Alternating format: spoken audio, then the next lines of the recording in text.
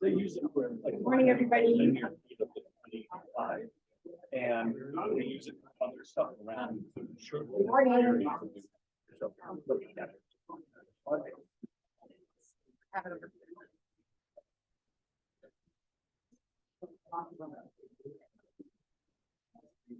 Sorry for a little bit of a late start this morning. We have had a little bit of technical difficulties. The new venue.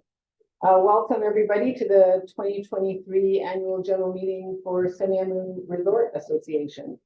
I would like to call the annual meeting to order.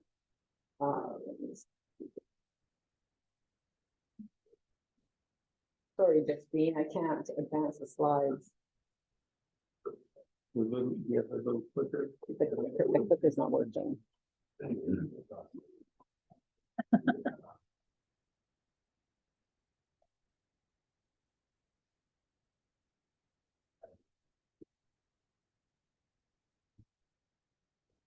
Oh, thank you very much.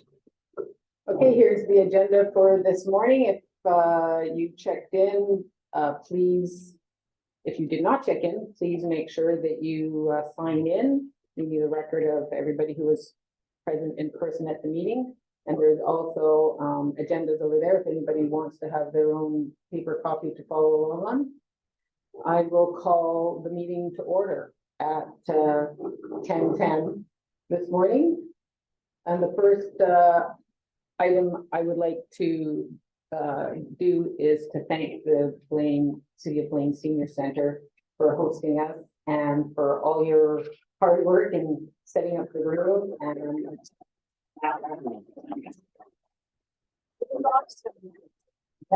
thank you very much. We love you too. And we're very grateful for the venue. It's a wonderful, wonderful, spacious venue. And we appreciate you hosting us this morning very much. We're here for you. Thank you. Thank you. Second item on the agenda is the introduction of the board of directors. So I will introduce I'm April Hashimoto. I'm the president of the board of directors for Semiahmoo. I'll go in order from my left to right. We have Joel Green. He's our newest board member, just joining a couple of weeks ago. We have Mike Harkerode next to him. Mike is our secretary for the board. Next to him, we have Jim Fitzsimmons and Jeff Berry and Mohammed Tazim. We have Debbie Packlin and Greg Booth. And we are missing Adam Krimper, who sends his regrets. And we're well, okay, Adam. Hi, Adam online. We can't see you. We've got the presentation up. And we're missing Barbara Rush, who is our latest representative from the resort, who sends her regrets, or maybe she's online as well, but she's not able to be here in person. And I would also like to introduce our new general manager, Aaron Hassan. You want to stand up, Aaron?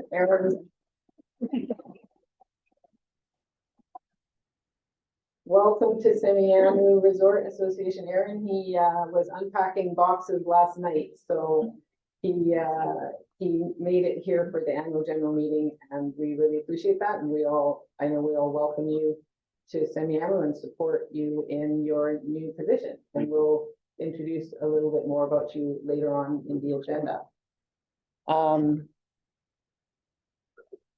I also want to acknowledge that Buzz Abercrombie was on the board and had to step down for personal reasons earlier this year, and Buzz was the treasurer and did a lot in that period of time he was on the board, and we wish Buzz well and thank him for everything that he did while he was on the board.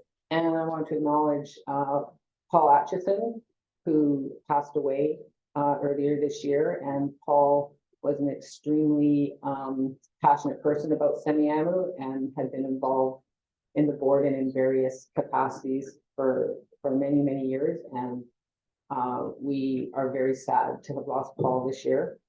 And I want to acknowledge Mark Andrew from the resort, who was the resort association or the resort representative for the association before he moved on and left everything in Barb's capable hands.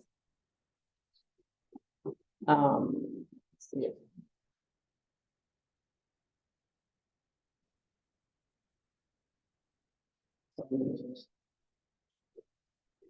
I also want to acknowledge the past presidents of Semiahmoo Resort Association, going back to 1993 on this slide. We put this up every year as a tip of our hats to all the people who have volunteered over the years and whose collective efforts have resulted in the Semiahmoo that we have today. And I think we all know that serving on the board is takes a lot of volunteer time and effort, and we just like to acknowledge every year the people who have stepped up in the past and held the president position.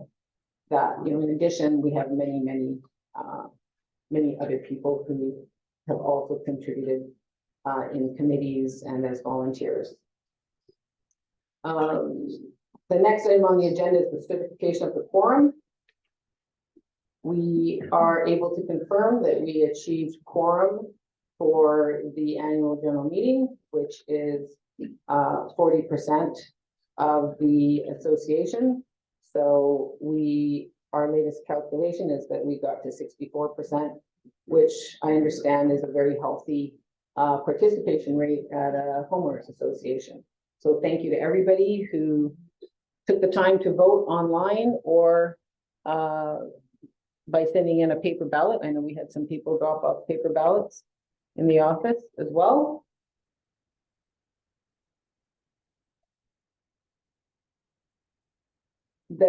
We, as a governance matter, we have to notify everybody that we send out the notification of the annual general meeting on September 28th, that they were sent by email and they were sent by U.S. Postal Service mail for those people for whom we do not have an email.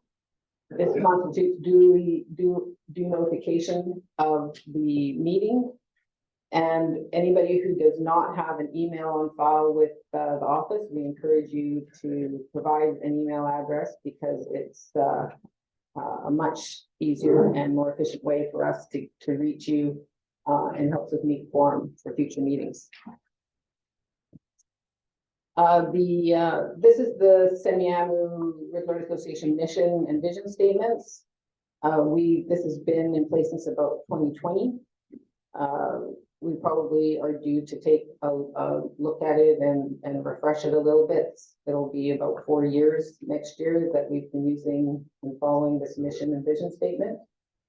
But this is the mission: to manage the funds responsibly, enforce the CC&Rs, communicate regularly, plan for the future, and maintain the assets of the HOA.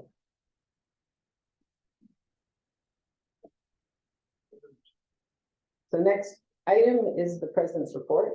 We will be, I will be giving a report. We'll have reports from certain of the officers, and then we will be moving into committee reports. Then we'll be giving the election results, and then there will be an opportunity for questions and answers at the end.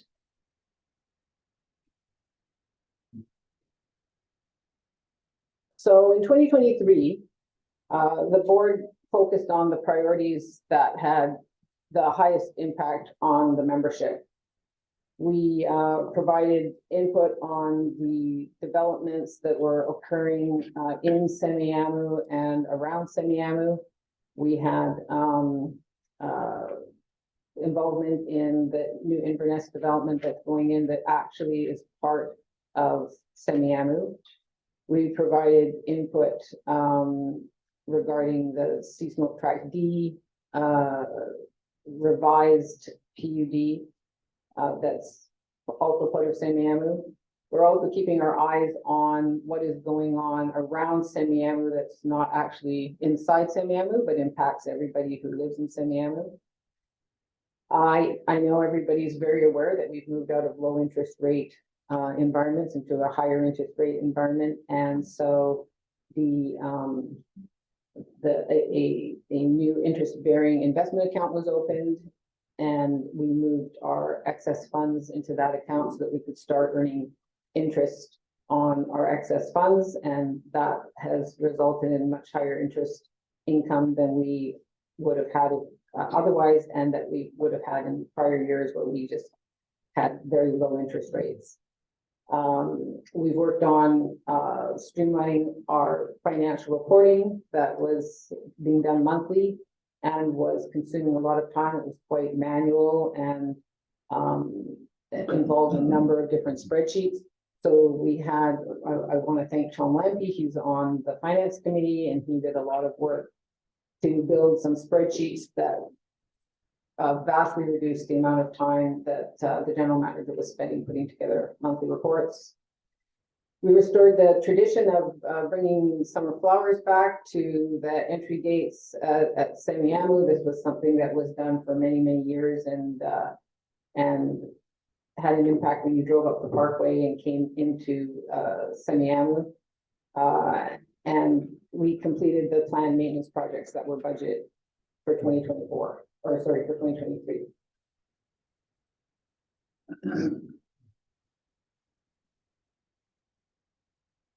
The challenges ahead are, you know, I think we all are very conscious about very responsible and respectful spending of the membership's money.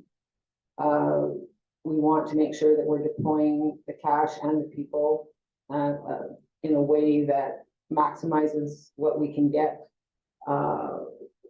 and is respectful of the fact that this is all the money from the membership that we're spending. We have a number of major projects that are in front of us next year and in years following, including things like the Boundary Ridge Stairs. I know that there's a lot of people who are very interested in what is going to be the future of the Boundary Ridge Stairs.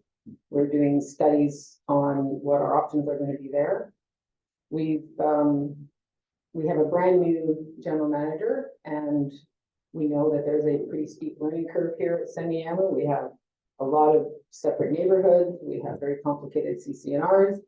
And so we will be helping Aaron get up to speed on Semiahmoo and how things are done in Washington State.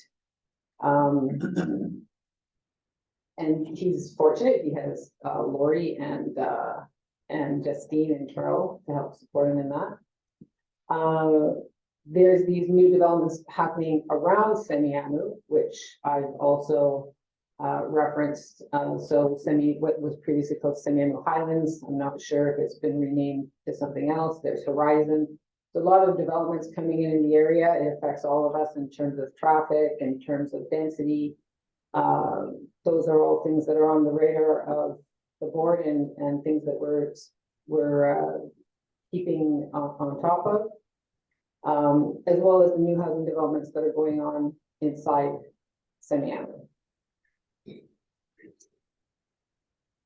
And though, you know, there's, for those, it's things like the Inverness development. There's Carnoustie still has a lot of construction to do. Seaspoke is still doing a lot of construction.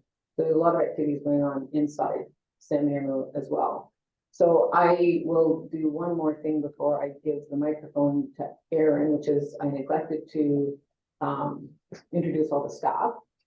So we want to, Justine's coming out here so that she can be introduced. I'm moving the camera. So Justine Brooks, we want to thank Justine. Justine is our executive assistant. She was promoted to executive assistant this year. And I think everybody knows Justine, and if you call the office, she's always there and always helping out.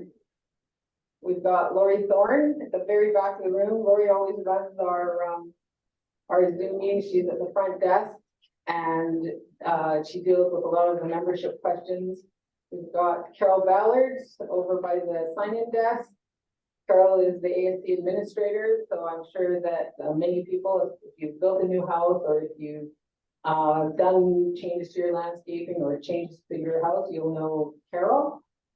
We have John Gordon at the front here. John is our construction compliance consultant, and he chairs the Architectural Standards Committee. We have Leroy Dougal. He's here at the front. He's our new general director of maintenance. We've got Dan Rudolph. Where's Dan? Oh, there's Dan. Dan is our outgoing director of maintenance, and we thank Dan for everything that he's done, and I'll say a few words about that at the end of the meeting. And I don't think we have Mike here today.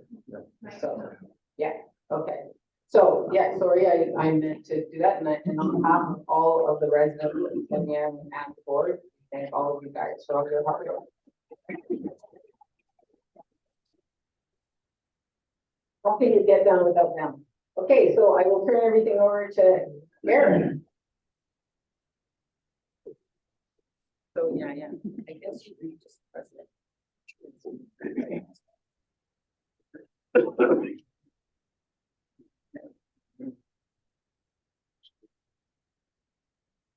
Well, good morning, everyone, and thank you for welcoming me. This will be a new adventure for me, new state that I haven't lived in. I've been across California, I've been across Colorado, Tennessee. I am Canadian, born and raised. So this will be a new adventure for me. So thank you for the welcome, and I appreciate it. I look forward to working with all of you and your patience in my learning curve that I hope will be very quick. And I expect it to be. So with that being said, I'm going to start a little bit here. We've already introduced some of the maintenance team. We had Dan back there, who is our outgoing director, and Leroy.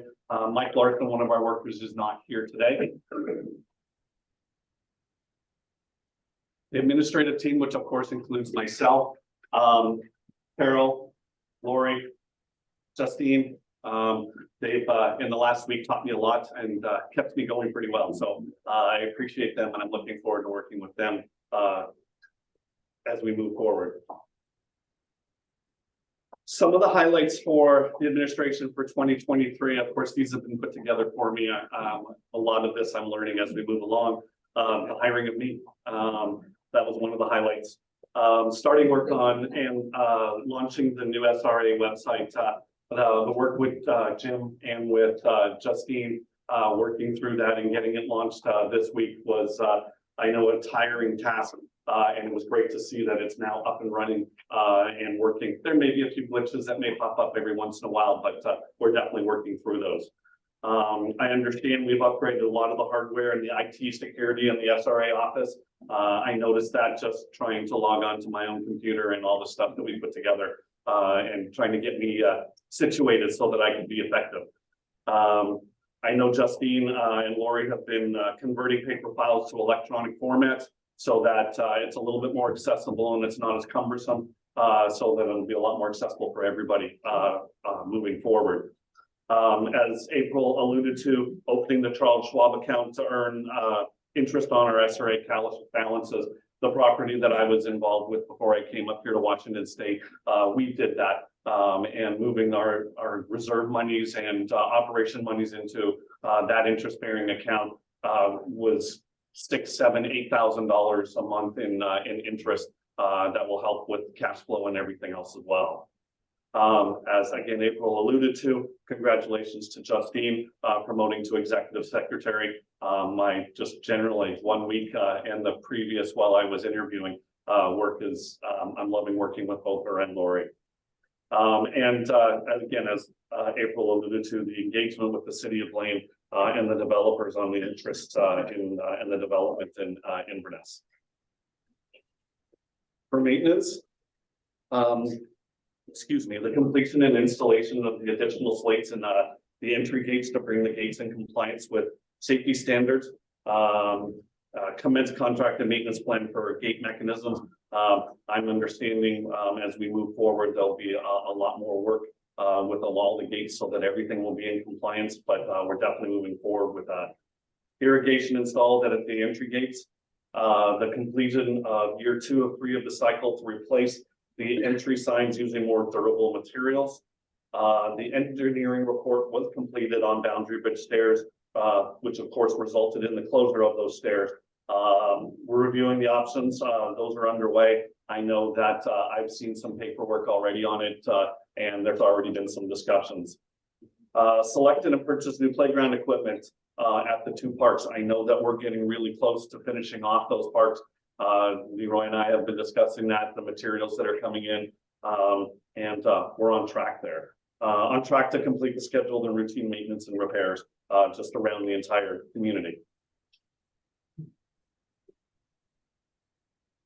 Members this past year, looks like from sales from 2022 to 2023 October, we have 59 sales since then. So that's a nice strong number. It's nice to see new blood in the neighborhood, and moving forward with that.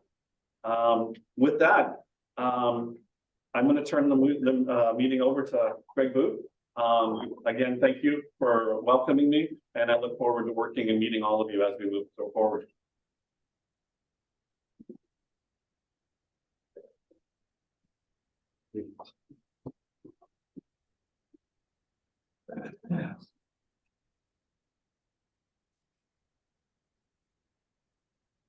Okay, can everybody hear me? What, too far away? Yeah. Okay. Might have all. I gotta hold this.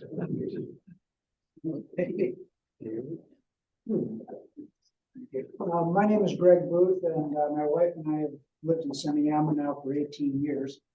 And I joined the board in the beginning of this year and became the treasurer on August 31st after Buzz's departure. So I'm 8 weeks roughly into the job at this point. What we'll be talking about today is the structure of the SRA accounting system, what our current financial position looks like as of September 30th, the 2023 accruals compared with the budget to September, next year's budget, last year's audit, and next year's audit. In other words, the audit for the books ending this year. There are 2 accounting elements of the SRA. Each have separate dues, assessments, and reporting. The operating fund is set up to handle the general costs of operations such as administration, architectural review, landscaping, and day-to-day maintenance. The restricted reserve fund is restricted exclusively for the replacement and repair of major infrastructure such as roads, AV, signs, and what's that? Somebody on Zoom. Okay. Ghosts.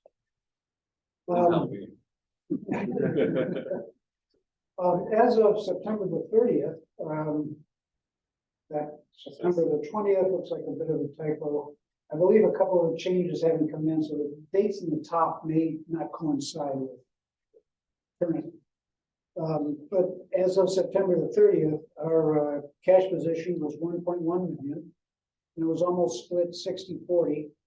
The operating fund had 454,000, and the restricted reserve fund was 662,000.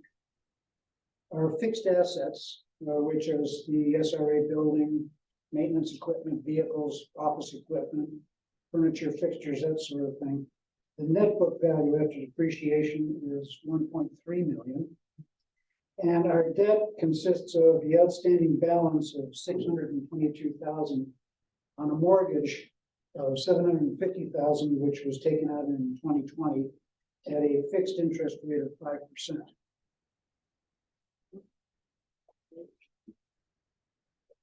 So how are we doing up to September 30th? Our revenues were 1.4 million. compared to 1.3 million as budgeted. That differential is due to higher interest currently earned on our invested reserve funds and higher ASC fees and transfer fees than have been originally budgeted. Our administration expenses of 416,000 was compared to 471 as budgeted. And here the differential is primarily due to the position of a compliance officer not being filled during the year and our professional fees for legal audit and land use consultants was less than anticipated. Maintenance expenses at 602 dropped primarily because of lower budgeted costs of operating our street sweeper and lower costs on the changeover of gravel and bark. So now for next year, our 2024 operating budget, we're anticipating expenses to be 1.1 million, which is 2% lower than this year's budget and 4% higher than what we forecasted this year. The spending on administration is lower, primarily again because we haven't filled the compliance officer position. The website project was completed this year and was completed under budget. And it is partially offset by higher insurance costs going into next year. Repairs and maintenance next year are higher because we have budgeted for third-party snow removal service to complement our in-house snow removal service. We're not dependent on just one medium to get rid of the snow during heavy storms. We've also budgeted additional funding for the outsourcing of street sweeping. Leroy anticipates the street sweepers got enough life in it to last through the summer, and we're probably going to have to be hiring that out for the balance of the year. And these increases are partially offset by keeping the landscaping in-house.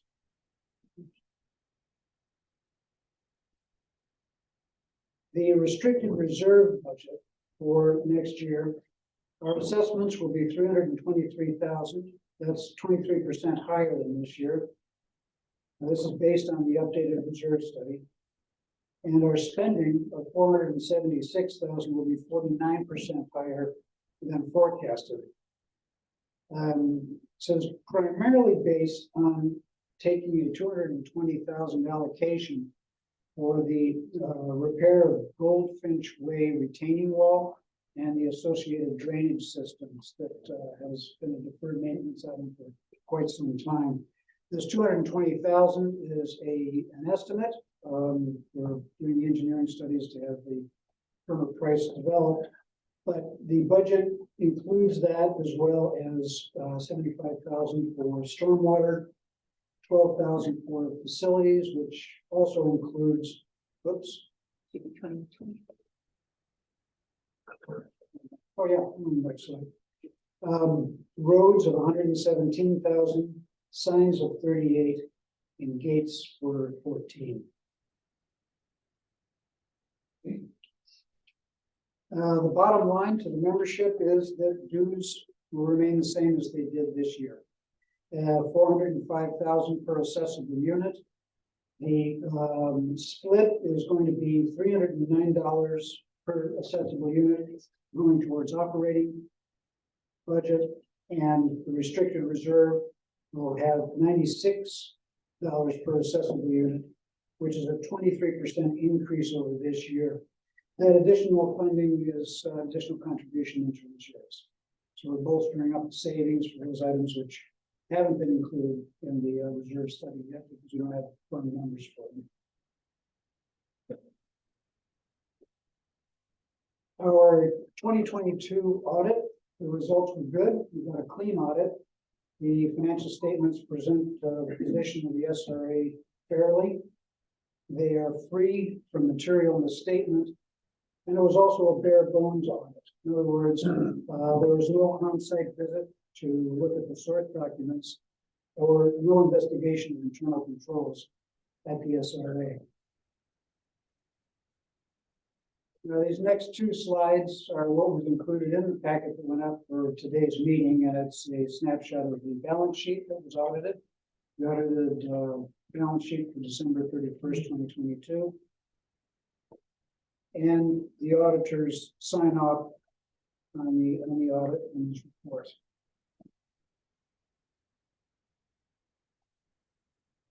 Now, the audit, which will be done next year, which will be for the statements ending this year, we plan on using the same auditing firm. We've been using them since 2020. They provide a low-cost, no-frills audit.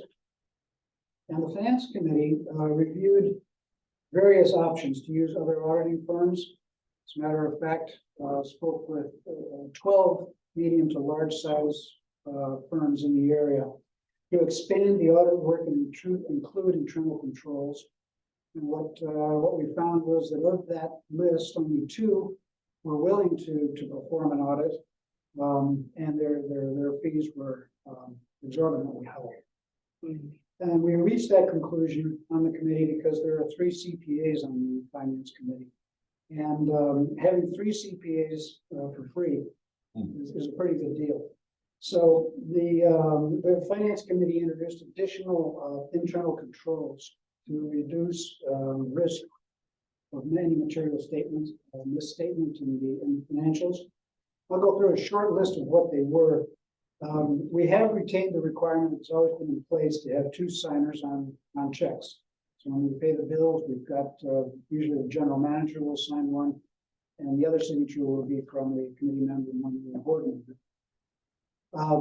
Payroll was approved by 2 committee members, reviewed and approved by the 2 committee members before it goes out. A committee member does the bank reconciliations. The committee reviews the monthly financial statements. The committee also selects the investments. In other words, we take a look at the Schwab account, see what's on offer, and decide among ourselves which is probably the best option. And then 2 members actually execute the trade together. So you've got 2 sets of eyes on the execution of the trade, make sure it goes through, make sure it's the security that the committee had approved. So that concludes the treasurer's report. And if there's any questions, we'll be time.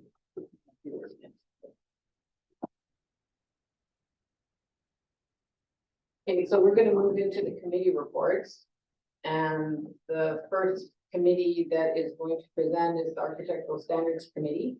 And the presenter is John Gordon. He is the construction compliance consultant and also serves as the chair of the Architectural Standards Committee.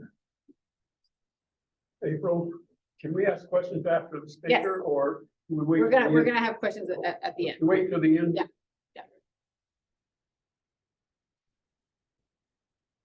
So this slide, where did this come from? The members. I didn't. Okay. The ASC is here to interpret and enforce the governing documents for residential and multifamily construction, landscaping. And the goal is to preserve beauty, aesthetically pleasing design, and property value. The committee members are committed to serving the community. I've really been fortunate to have a very dedicated and skilled, knowledgeable committee this year. And, you know, no agendas or anything like that.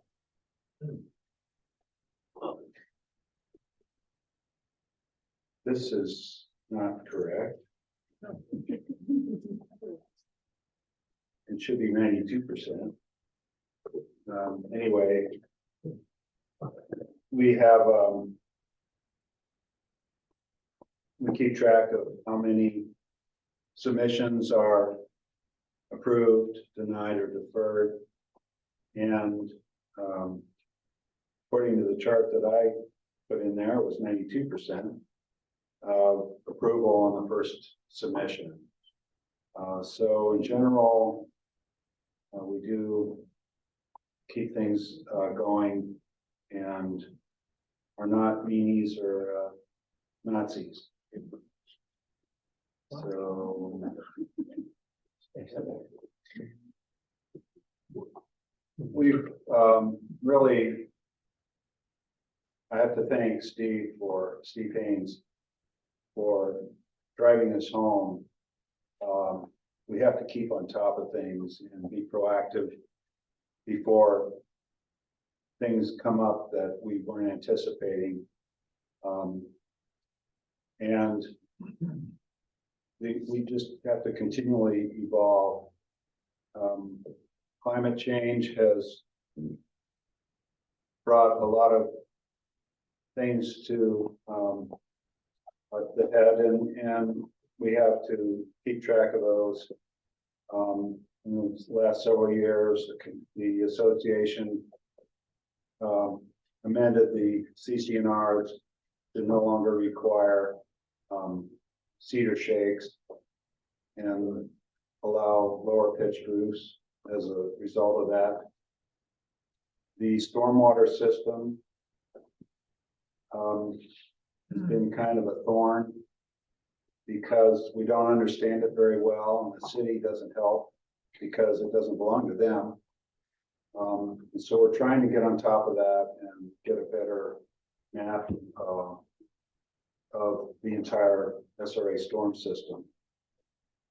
We discovered this year that western red cedars are starting to suffer from climate change, and so we should not recommend them for planting in general going forward. Everyone's radar went up about fire this year and making an effort. We're reaching out to maybe provide seminars or expert help on how we can improve our fire safety. And we're trying to make sure that we don't damage trees that are staying, not only on houses, lots under construction, but neighboring lots. We also need to, this is something that you may not ordinarily think of, but when new developments are started or new plats are developed, it's under the authority of a declarant who owns it until things get to a point where it's turned over to SRA. And during that development,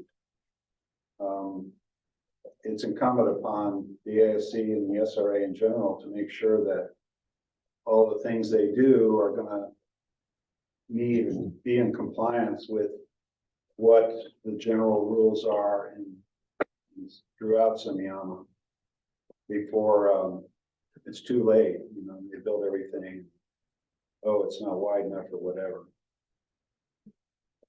And we've also looked at the fee schedule for new construction primarily, and how we can make it a little more equitable so that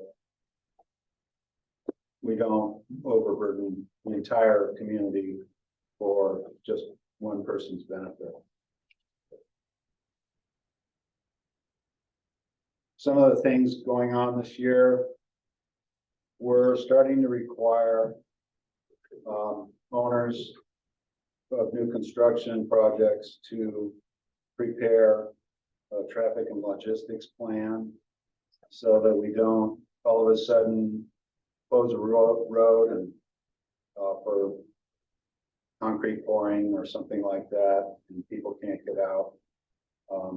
Thinking about parking, thinking about where they're going to store materials and so on. We've had some hiccups trying to prevent those hiccups going forward. We're also getting a better understanding of how to do multifamily projects. We're expecting Carnoustie to start soon. There's some others that are coming down the pike. And declarant transfers. We expect Sea Smoke and Carnoustie to be turning over ownership to SRA. And we want to make sure we understand what has to be done there.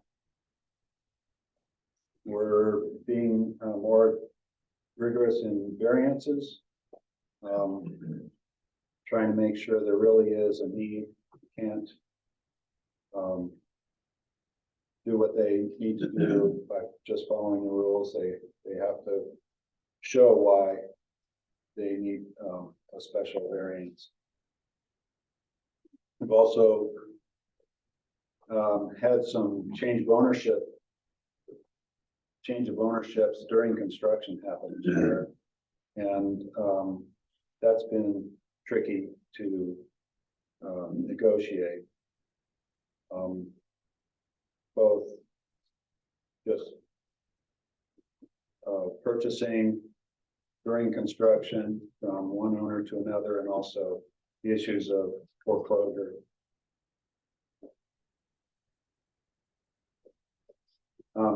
We're very grateful for the people who serve as volunteers. And we're losing 3 of them with really outstanding skills. They're very helpful in the committee. And we're down to 3 who are also very helpful and dedicated.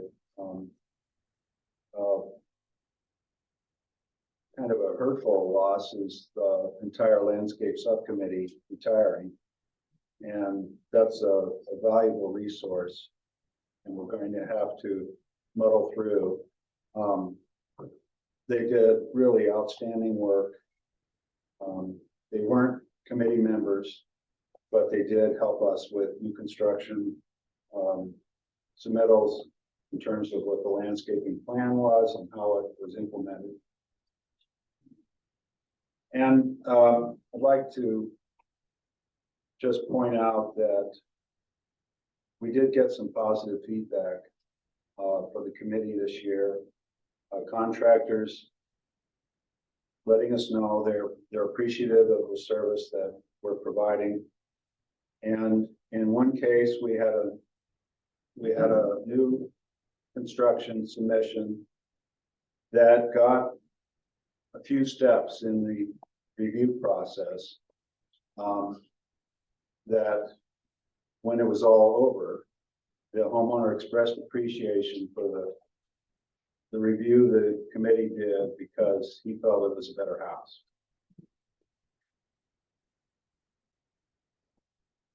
So we do need new members. We have our bare minimum quorum, and the committee is required through the governing documents, and it's very important. So we can have up to 10 members, and we encourage people to come forward and help. The more the merrier, and easier for each. There are various skills and expertise that we like and encourage to join. Missing from this list is landscaping, which we definitely need right now. But even if you don't have one of these skills, but you have a good community vision, what you'd like to see in terms of what the ASC provides, please consider joining and helping us out. I think that was it.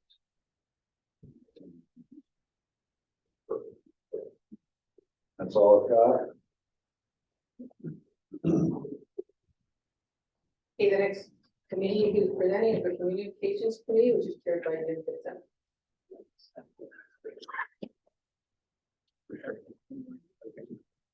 Good morning. I'm Jim Fitzsimmons. Last year I served as the treasurer of the board and had the pleasure of delivering that report to you. And I really appreciate the great job that Greg did today. This year, I thought I'd try something different. I'm kind of a numbers guy, but I thought, gosh, maybe I should see if I can do something else. And we had an opening for someone to chair the communications committee, and I thought, well, I'm going to find out if I have a creative side of my brain. And so I took on that committee. I think you all know the role of the communications committee is to keep the community informed of board activities, decisions, major community events, and other topics of general interest. I have to tell you, I don't think I've had any more fun in service than I did working this year on the communications committee. And the reason is because of the people that you see here. We just have an outstanding, fun, creative, cohesive group of people who, you know, are just come up with wonderful ideas. We have people that write well, that edit well, that think through how, you know, how else can we get information out to the community. And it's just a fun group. And I really enjoyed working with them. And I'm planning to stay on the community, on the committee, even though I'm departing the board at the end of the year.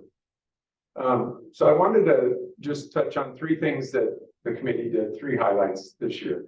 The first is our newsletter.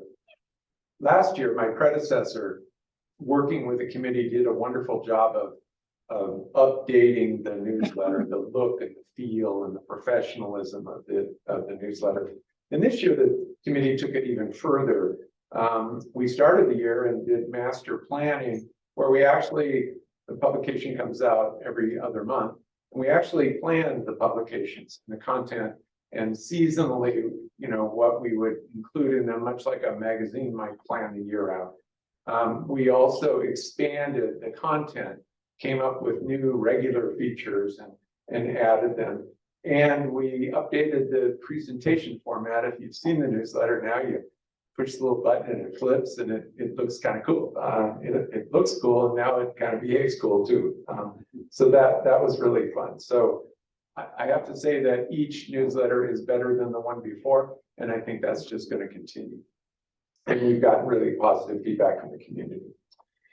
Early in the year, Tippy Vaughn, Pam Moroso, and then very quickly joined by Valerie Norris, they approached the communications committee with an idea to revitalize the welcome program for new residents moving into Semiahmoo. And we thought it was a great idea. And so our committee took it on as something that we would sponsor. I used my financial connections with the board to chisel out 500 unbudgeted dollars for this program. I'm happy to say. And their dream, their vision was to recruit individuals from each neighborhood in Semiahmoo to personally welcome new residents in their neighborhood. So someone from their neighborhood would call on them, spend an hour with them, give them information, answer their questions. And then we also created some handouts and gifts and a tote bag and other things just as a token of saying welcome to the neighborhood. And these ladies successfully got this program up and running. We have volunteers in each neighborhood now, and the program is working very well.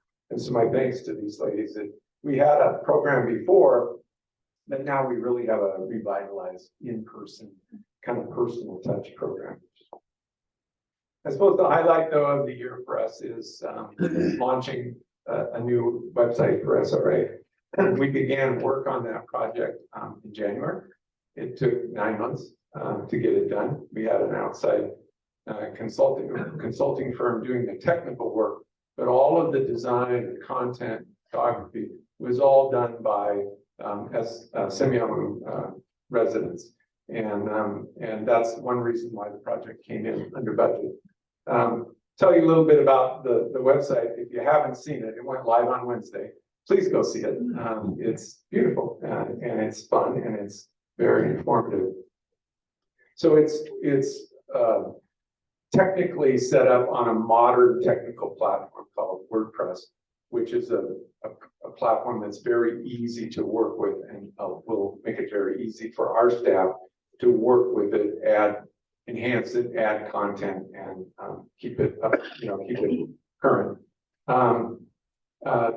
Unlike our previous website, this can be viewed on your computer and on your phone. So you can navigate the entire site on a cell phone. It's full of helpful descriptive narratives.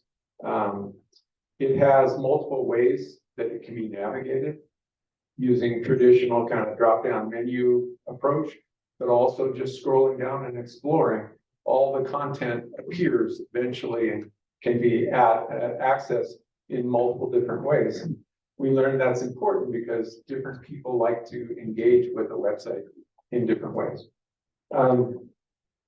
It's got very pleasing aesthetics. It's full of beautiful semi-AMU images, and its design was done in a way so that it blends very well with the resort website, the golf club website, and the marina website, all in an effort to make everything kind of look and feel similar, so that there's sort of a semi-AMU branding effect.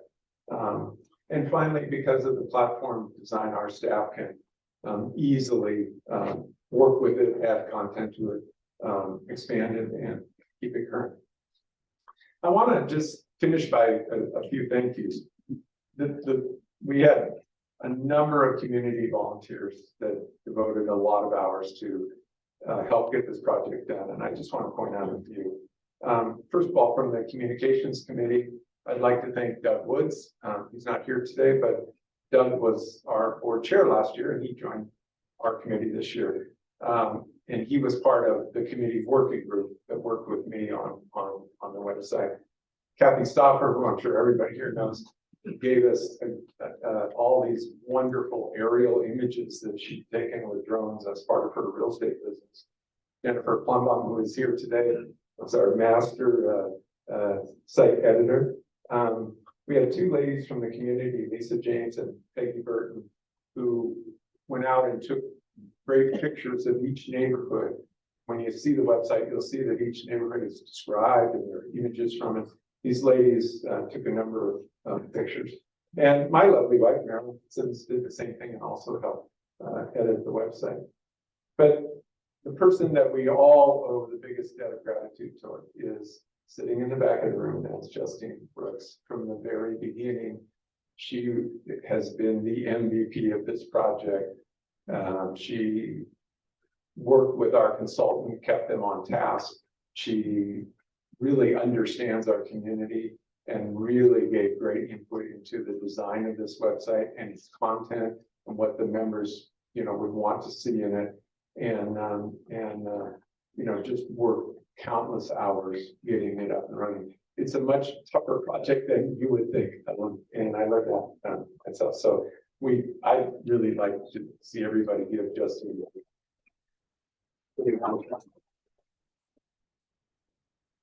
So that's the highlight from the communications committee. And if you have any questions later, I'm happy to answer.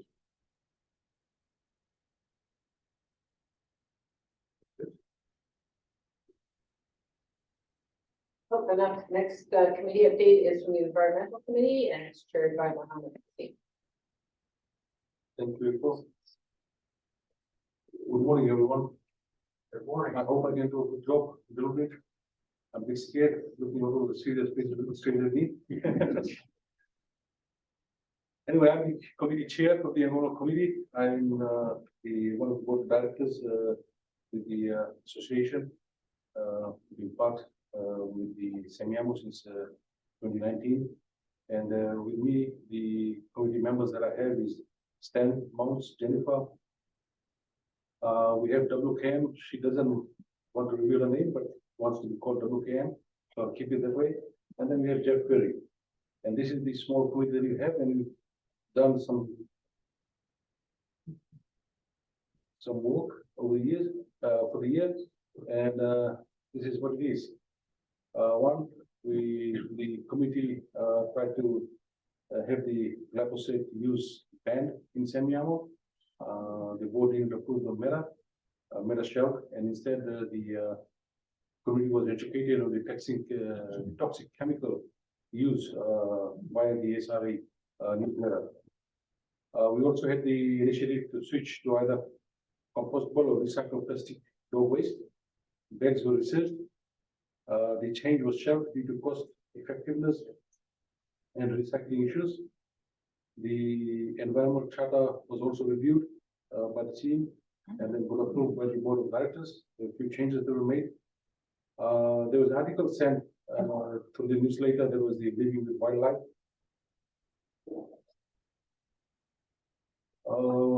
The committee also worked on the healthy soil simulation. There were some coloring books for children that were placed at the SR office, and a link was provided via the newsletter where everybody could go into and check on it, called Into the Wild. We also did a research on the gasoline powered air treatment, the leaf blowers in particular. A resident requested a ban on the use. The committee researched the topic and concluded that it was not feasible to propose a ban at this time based on the complexity of the issue. We held a later pickup day within the committee. We also had a education. The committee is trying to have a education seminar forum on climate change for SRA residents. The final draft is in progress at the moment, and this involves a lot of other stakeholders. So hopefully, once we finish on the final draft, we should be able to hold a educational seminar. Hopefully, I'm inviting all the stakeholders to brief the residents on climate change, which might affect us as well. Our safety concerns along Dragon Harbour. Recent incidents emphasize the need for safety measures along Dragon Harbour within the Plain City limits. In 2 instances, phone was struck and left on the road with a speed limit jumps from 25 to 35 mph. Letters were sent to the city council. Jennifer had a walk behind the scene with some volunteers, attending meetings with the Plain Police Chief, and then presenting the case to the Plain City Council, and hopefully we might hear something back from them. Well, the key priorities for the continuing of the coming year is that we want to work on the, as I said, on the climate change educational forum that we want to have for the community that's ongoing. We also want to have that incident at the Dragon Harbour, which Jennifer did, to follow up with the police and the Plain City Council, where they're up to and how they can help in reducing that. We want to have another leader pickup date 2024. But we need to focus a bit more on how to get more membership. Unfortunately, we had this year, but we had only about 4 or 5 people that did a little, but I think we need a membership drive where we can see a lot of people getting involved and taking the initiative to be part of that clear leader pickup day. As other members have said, the chairs that we also face a problem with members. We have a very small membership. We need to have more so we can be more vibrant and then move forward. Sometimes it's difficult when 1 member, 2 members is not holding from me. We have to cancel meetings because just having meetings with 2 doesn't make sense. So we need more numbers so that we have. And then believe me, you don't have to have a degree in environment or a center environment. You just have to be a environment enriched to be part of it. So we urge everybody, those are here, please join in. For those that you know they want to join in, please give a call to Lori and Justin or email them. And then we'll be happy to copy in to the environment committee. We need people. And at this juncture, with the small team that I have, I'd like to ask everybody if we can put our hands together for the hard work of Jennifer, Stan, WKM, and Jeff for the work they're doing.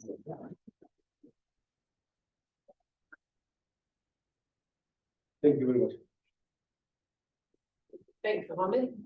The next committee report is the finance committee, so we get, Greg Booth gets to do a second turn at the microphone. It's a bit of a.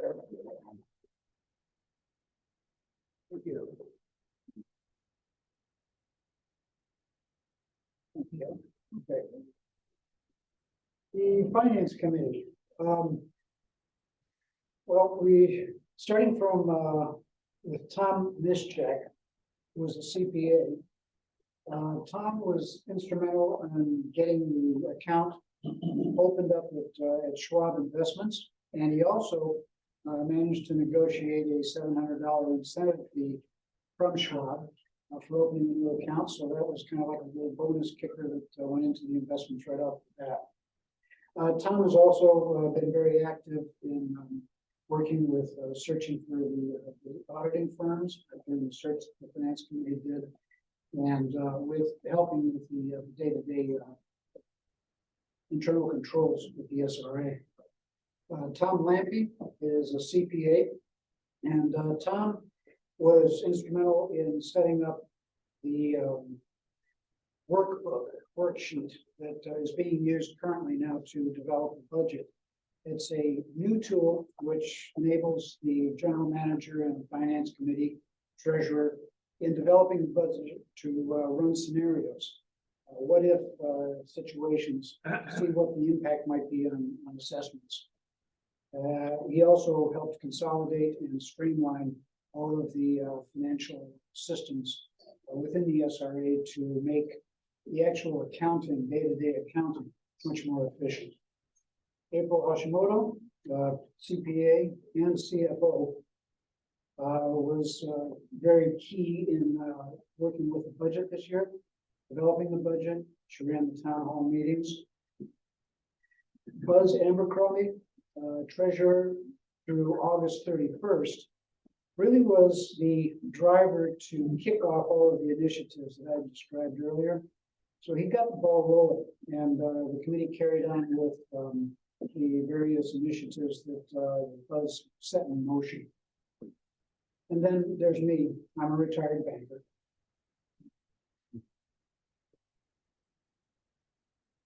So this year, in terms of financial reporting, monthly financial reporting, the committee streamlined the reporting, as I mentioned, implemented internal controls, further internal controls beyond the ones that were already in place, and cleaned up the general ledger accounts. In terms of the external audit, we conducted a review of service providers. As I mentioned, went through, talked to at least 12 firms in the area, and concluded that the one auditor that we'll continue to use sent that to the board for approval and was approved.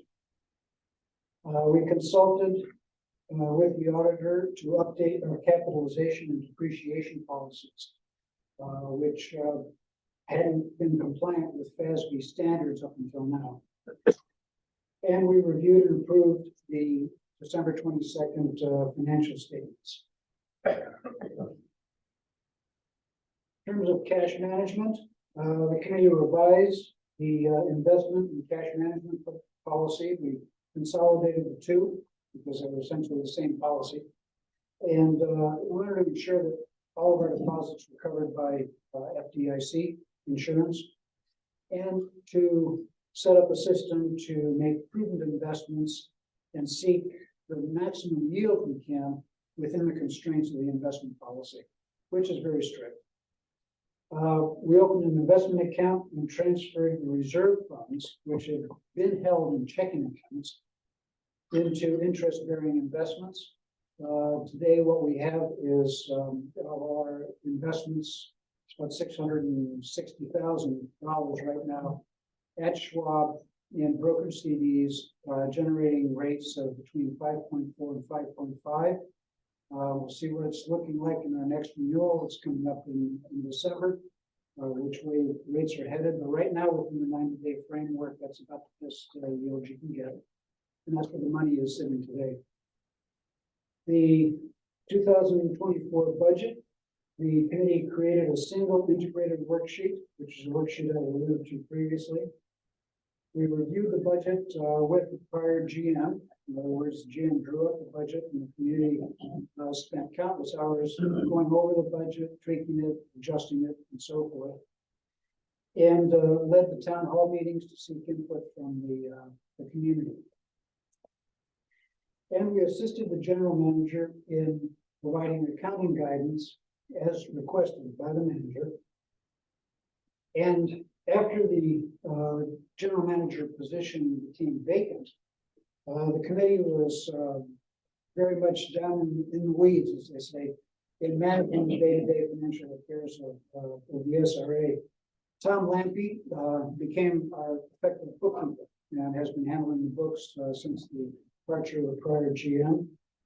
Tom Mischek was running the bank reconciliations and working closely with Tom on financial statements. April and I have been reviewing the payroll twice a month, approving the payroll and executing the trades the investment committee had already approved. And again, the committee reviews all of the investments and selects the investment to be made each time we say that required change. So the committee has been very busy this year. And, now with our new general manager, we hope to be able to lighten that up a little bit. Okay, who's next? Thanks, Greg. The next is the maintenance committee. The committee chair position has been vacant since Paul passed away, and we have been running the maintenance committee without an official chair.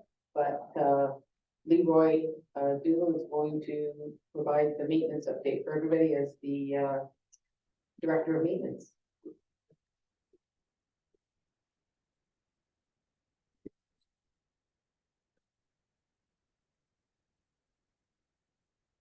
I'll stay with that here. Okay, we have the maintenance committee where you can see where Paul is vacant because of this passing.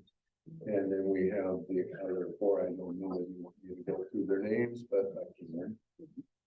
Jonathan Huggins, and then we have David Whitmore and Todd Lipinski and Brian Morton. So, okay, review of the established priorities from 2022 of the AGM, target outsource quarter contract gate maintenance. It would be landscaping, investigating, sweeping, and snow removal. Summary of the accomplishment related to 2022 priority: install new gate operators and entry system, complete entry signs, entrance signs and gates, and bioswales. And then we continue stormwater catch basin, vacuuming, cleaning, and dispose of that. Complete landscaping at remaining entries and installing irrigation in specified entries. Evaluating and repairing the Boundary Ridge beach access stairway. Updates, maintenance, update maintenance plan. Accomplishment, third party gate maintenance to start on the second quarter of 2023. Quarterly gate maintenance is in the budget for 2024. Sweeping will be done in-house, but plans to discontinue in the spring of 2024 to replace by the third-party contract. Snow removal contract is in place for 2023 and 2024 season. All landscape maintenance will be removed into the house in in-house in 2024. Accomplishments, priority, entry gates and sign replacement. All entry gates will be refurbished, and all planned catch basin maintenance and repair. Irrigation and new design of landscaping at all gate entrance. engineering and developing options for repair and replacement of Boundary Ridge beach access stairway has been approved and engineering has not been completed. Maintenance manual created is underway, which I understand that's pretty much well a work in progress. Common areas, installing new playground equipment in Cyree and William Rex Park. Handrails added to Drayton Hillside recreational easement, access pathway. Boundary Ridge beach access stairway are closed for safety reasons. Engineering is in progress for installing of the retaining wall and drainage in Goldfinch Way. Funds have been approved to seek legal and regulatory recommendations for options for the access and maintenance of the Drayton Harbor Hillside recreational easement. Gates. New gate supports have been installed at Boundary Ridge. Gate fences and posts have been refurbished at the majority of the gates. All gates have been refurbished fully in compliance with regulatory safety. The holes have to be so narrow, otherwise you could get stuck in them. Roads, crack sealing has been completed on several roads within St. Andrews Green and Drayton Cove. Curbs, catch basins, and storm repair has been completed in St. Andrews Green Gate and Drayton Cove. A video evaluation of all the roads in SRA is completed. The evaluation will be used as a basis for the 10-year maintenance plan.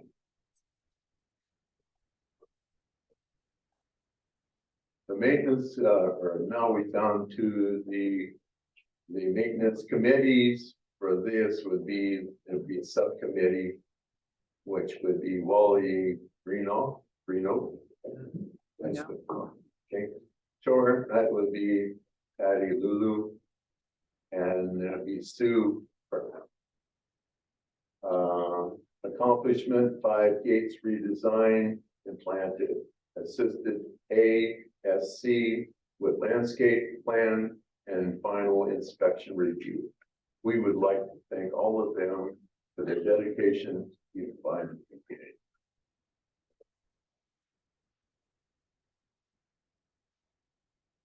Strategies: move certain maintenance activities in-house. Priorities: complete repairs in Goldfinch Way and Drayton Hillside bioswale. Complete engineering study on Boundary Ridge stairs. Finish and refurbish the gates, entrance, post, and fence. Install independent gate supports structure in 5 gates. Implement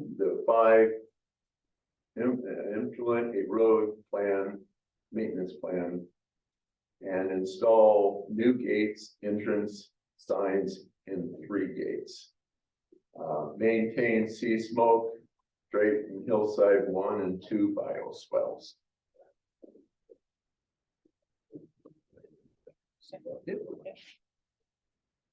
Thanks, Leroy. Leroy's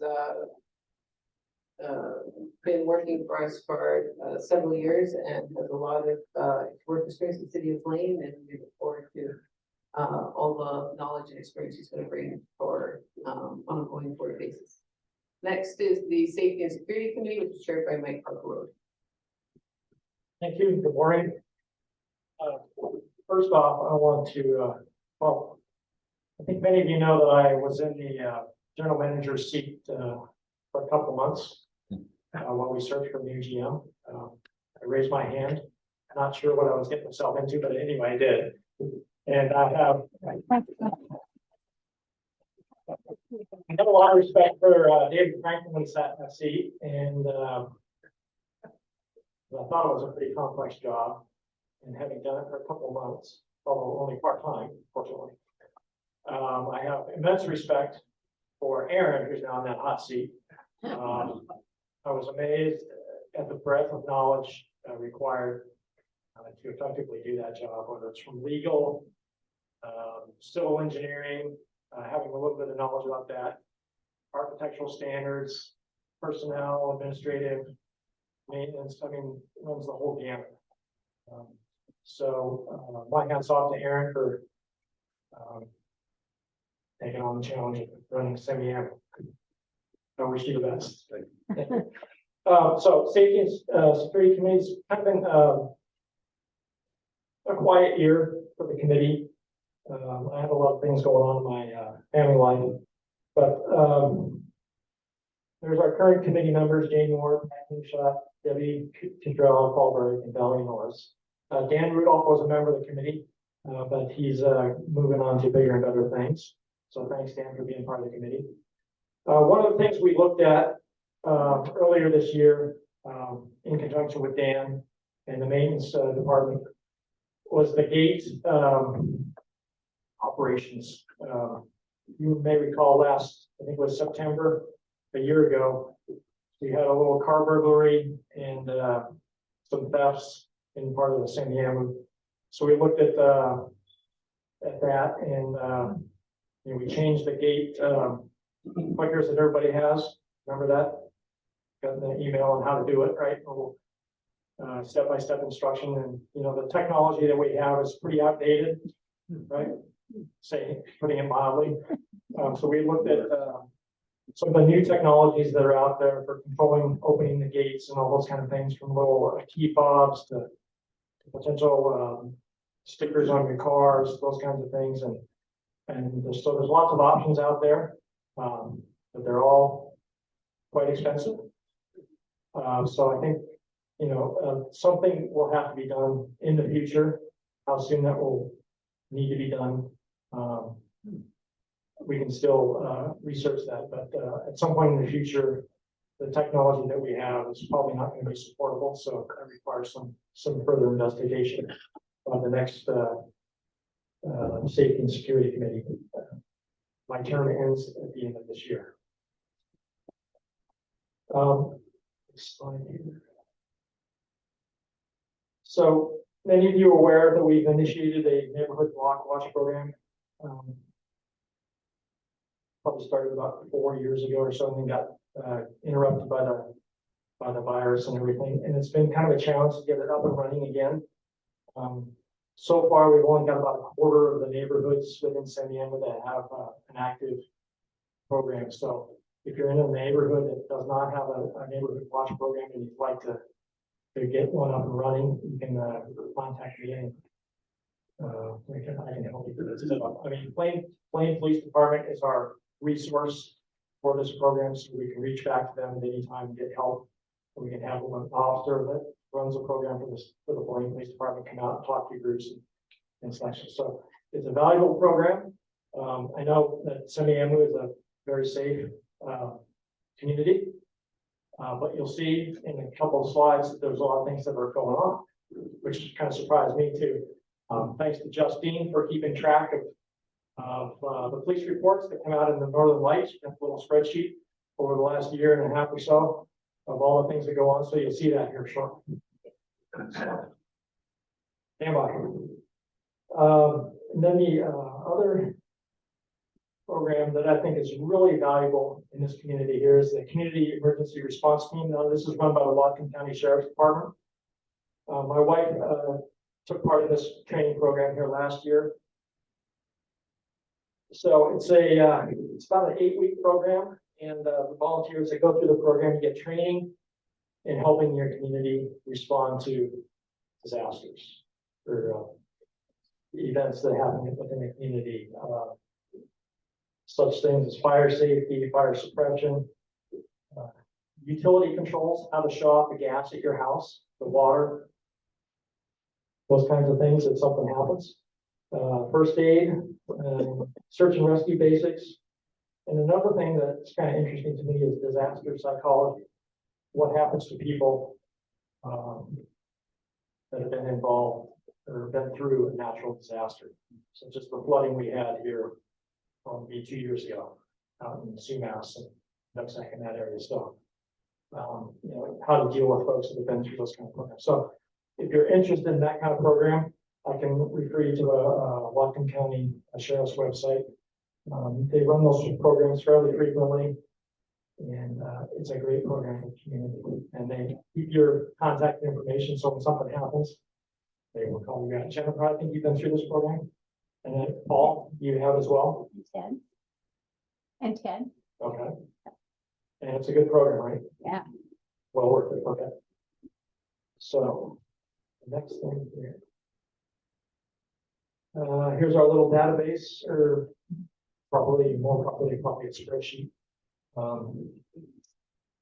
We talk about here. You know, if you see something happening in the neighborhood, it's great to call the SRA office, but we really can't do anything. So we refer you to call Wayne Police Department or 911 and let it go from there. And then you can call back to the SRA office and let them know what happened. So there's a lot of stuff going on around here, surprisingly. So, but Blaine PD is more than happy to come out and take a look around. And you know, Blaine Police Department is pretty small town. I think they have a total of, it's either 11 or 12 patrol officers. And that covers, you know, 24 hours a day, 7 days a week. Holidays, so there's not very many of them. But the Whatcom County Sheriff is out there as well to back them up if need be. So Blaine PD is a pretty small department. And depending on what they're doing elsewhere, it may take a little bit of time to get out here. And then hopefully the railroad crossing is open and they get here quick. So here is, I went through the spreadsheet and there's over 250 some odd incidents reported in this area over the last year. And so I compiled it all into a number of different categories. These are the top 10 categories, okay? So number one up there, patrol requests. That covers a whole gamut of things, mainly extra patrols and security checks within the area for folks that are on vacation or live here only partly throughout the year and want their home checked on. Traffic, another busy one here. Parking issues, hazards, mostly along the parkway. Okay. There's a hit and run out there as well. One recorded hit and run that I'm aware of. Alarms, false alarms, number 3. So in some cases, the police will respond to those, or alarm companies will try to check with the owners to see what's going on. Suspicious vehicles, suspicious persons, noise, even though Simeon was pretty quiet. Noise things do happen, mostly music and fireworks. Okay. Neighborhood disputes, either verbal or physical. Okay. In my time as general manager, dealt with a couple of those. Trespassing, welfare checks. I think, you know, welfare checks. I didn't have access to the actual reports to see what these were all individually about, but in the business, welfare checks is mainly relatives checking on relatives. They haven't heard from mom and dad for a while, and when somebody swing by and knock on the door and see if they're home or why they haven't answered their phone or whatever, that kind of thing. And then number 10, just kind of surprising, but then I thought about it for a little while, and not really, but death investigations, mostly unattended death investigations. So, I mean, Simeon was a fairly, well, it's an older community, you know, and things happen. So, and then it goes on from there. So, a lot of things are happening within Simeon that we don't hear about. So, but it's still a very safe. Thank you.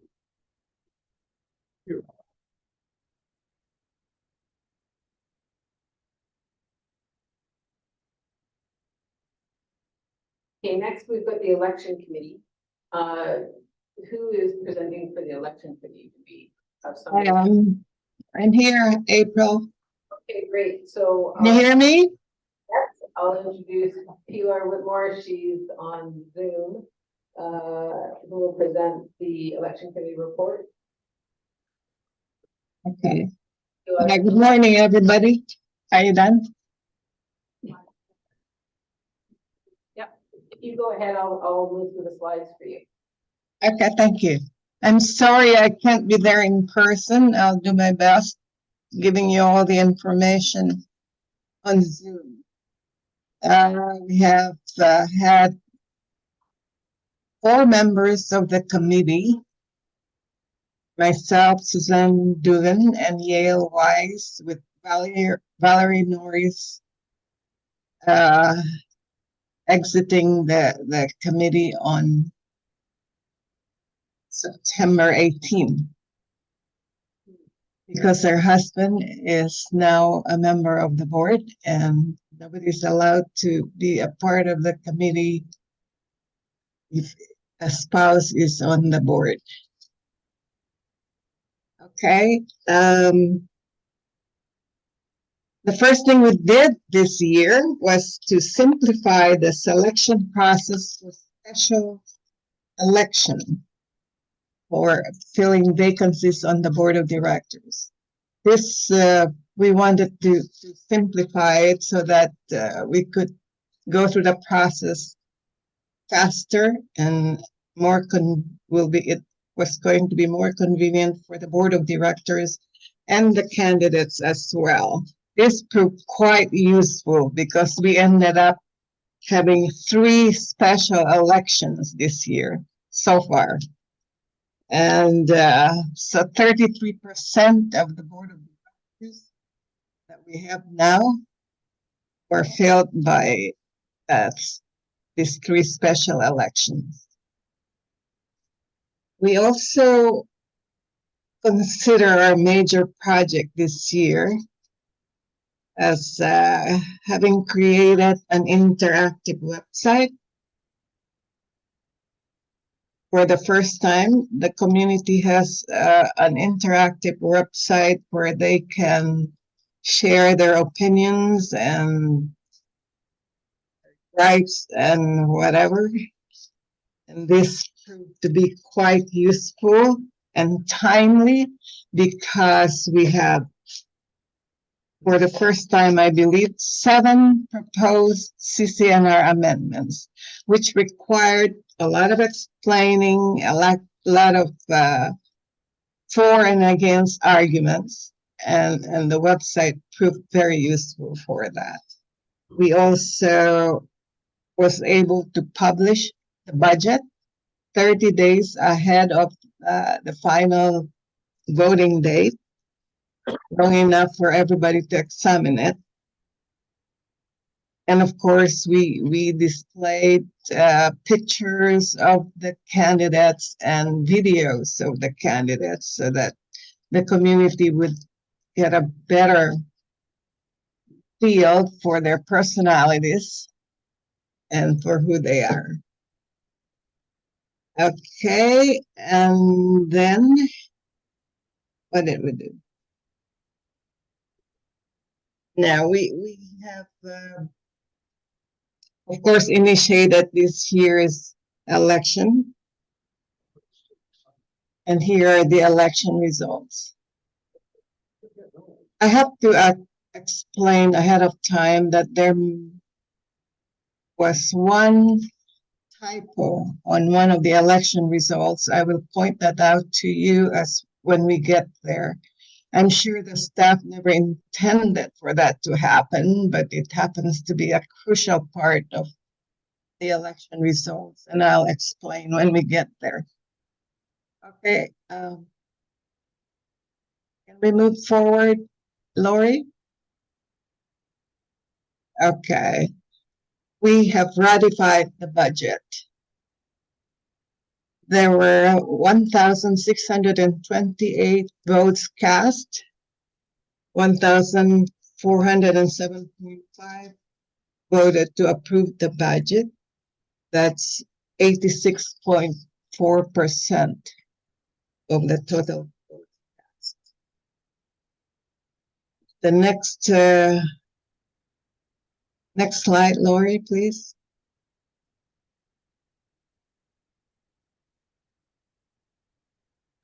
Okay, we had 5 candidates to fill 5 board positions.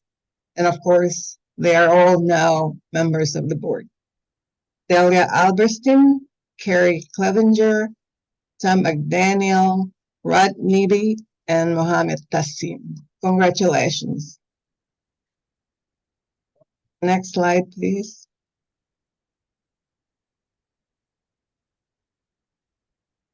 Okay. This is board resolution number 2. Oh, the slide has been fixed, so we don't have a discrepancy. Thank you, Justine. The total votes cast for this resolution. This resolution is regarding the entrance gate, surrounding landscape areas. As you all know, this is the most contentious resolution this year.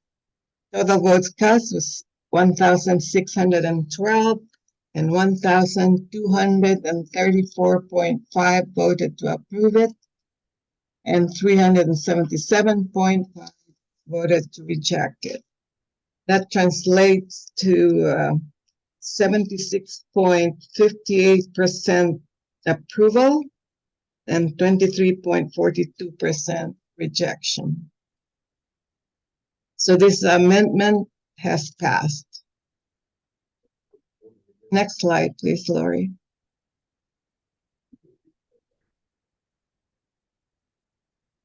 The next slide has to do with the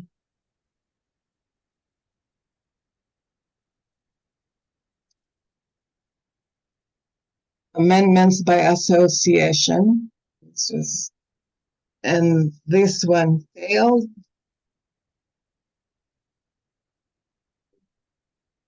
%, voted for it, and I'm sorry, 65.18% voted to approve it, but we needed 60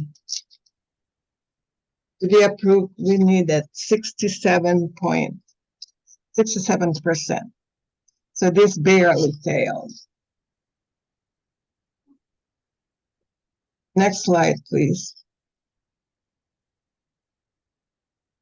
This is a resolution regarding qualifications for election.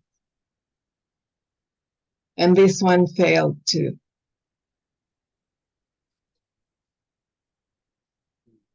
Next slide.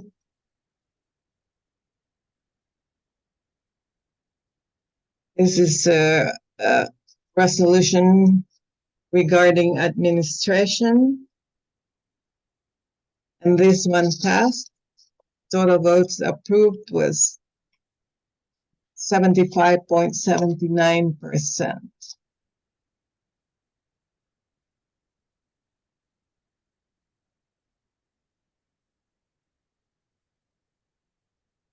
Okay, resolution regarding administration. This one also passed. We have 75.7% voting to approve it.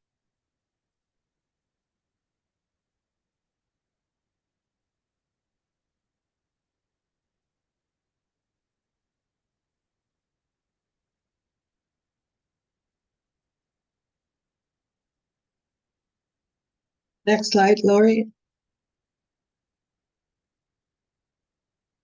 This is a resolution regarding communication between the board and community, and this one passed by 71.46%, which approved this.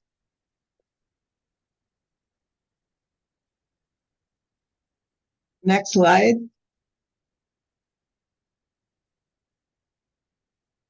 Regarding fine procedure, this one failed. 65.52% approved it, but it did not pass the threshold of 66.2%. Next slide, Lori.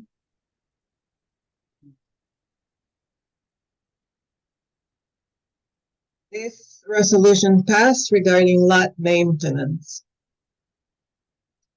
69.71% approval. And this has to do with what is that?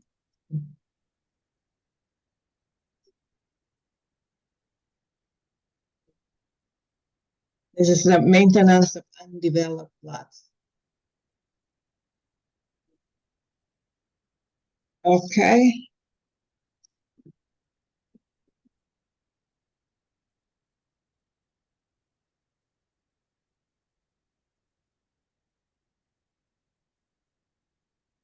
I think we're done with that.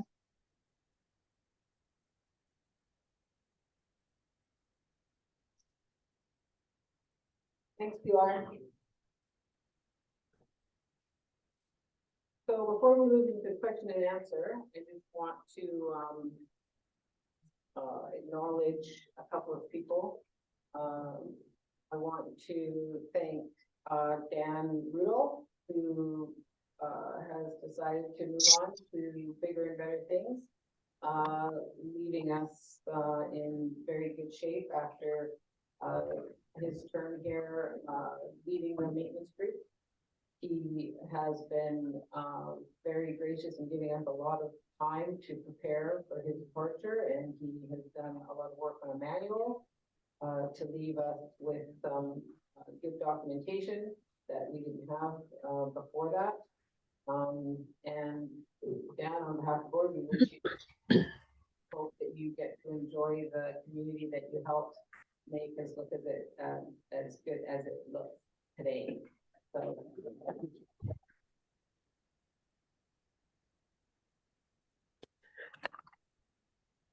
I also want to thank some of the board members whose terms are ending at the end of this year. I want to thank Mike Carperode. He's been obviously very involved in the safety committee. He's acted as secretary for the board. As he mentioned, he stepped in and helped us out when we had a gap between general managers and was in the office almost every day, keeping everything running smoothly. So thank you very much, Mike. Thank you, Mike.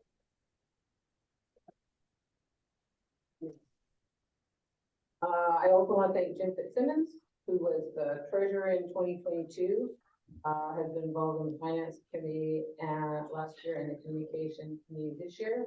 The website looks great, and I know that it's a project that's been on the list of things to do for several years, and Jim's the guy who got it done. So thank you very much.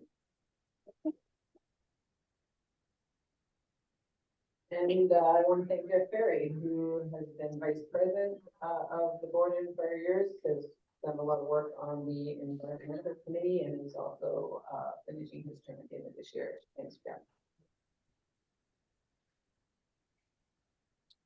And I want to thank Adam Finfer, who came onto the board this year to fill a vacancy. Adam stepped in to be vice president this year when we lost Paul.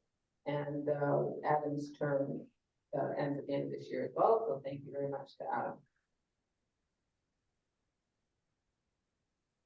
So lastly, before we move on to Q&A, I just want to thank all the people who volunteer on all the committees, have volunteered in the past, are volunteering today. And you know, this is it's an HOA with a volunteer board and volunteer committees. And that's what, you know, that's the engine behind a lot of the initiatives that get put forward and get completed. So, thanks to everybody who pitches in, whether it's, helping pick up litter, clearing catch basins when you're walking your dog. Just all the little things that, everybody does to keep the community, in good shape and looking good. With that, we will move into question and answer. Okay. Oh, so we have some guidelines on protocol for open forum. I'm sure that, I'll hand it over to Justine. Okay, for those that are here in the building, we are gonna have you guys line up, and for those that are online, if you can please indicate to Lori if you would like to speak. And are we gonna start online, Lori? That would be fine. Just make sure that you make sure that you note your name and the neighborhood that you are, and you have 3 minutes to speak. We're doing online first. Yeah, we're doing online first. Thank you. So we are going to do online first, and I believe it is Tiffany Vaughn. Hi, can you all hear me? Hi, I'm Tippy Vaughn. My husband and I, Mark, have lived in Semiahmoo about 6.5 years, and we're in the St. Andrews Green area. Today, I'd like to make a kind of a statement and then put a request before the board. Recently, a resident of Semiahmoo was kicked off the ASC and the Elections Committee's new website, saying he is not considered a member of the SRA, despite the fact that he and his partner have been together for over 20 years and they built their house together in Semiahmoo. The justification for this was that his name is not on the title of their house. This fact was called out by another member of our community because he was unhappy with comments that were made. So he sought to have him removed. The SRA Board of Directors upheld the complaint, resulting in the removal from both the new website and from the ASC. As I stated, the justification for this was that his name was not on the title of the house. If that is the case, then other residents of our community whose name does not appear on the title of their house should be treated in exactly the same manner. I think there's another way we can approach this, though. Rather than subject our fellow friends and neighbors to this kind of treatment, we should pull ourselves into the 21st century and recognize the fact that there are many reasons a name may not appear on the title of a house, such as previous marriages with children, creating scenarios where assets must be considered, or where a resident lives in a house owned by a family trust. I would like to ask the BOD to revise the bylaw that speaks to this and look to try to include people rather than exclude them. Rather than create more divisiveness in our community, we should be trying to work together as one so that we move forward with our collective goals for our community. Remember, volunteers are golden. Thank you.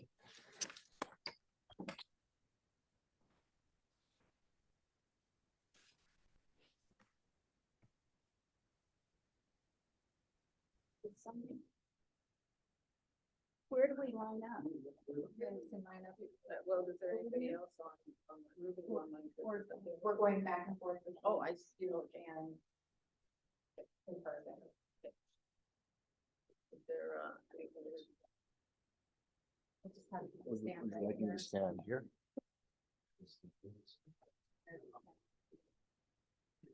Good morning. I appreciate the work and the report that we had this morning by our SRA. My name is Dave Comiati. I live in St. Andrews Green 4. Before I ask my question, I have a comment about the Creighton Road, Harbor Road. This summer, I was passed 4 times on the left on cars when I was on the double yellow line. Hope that is reported to the police. They don't have it. That was my experience. So I think we need to have there's some serious issues with people speaking. Anyway, my question is, in our neighborhood, plans for 5 new multi-million-dollar homes have been approved. Most, if not all, mature trees will be lost to accommodate these mega projects, the designs of which clash with existing homes.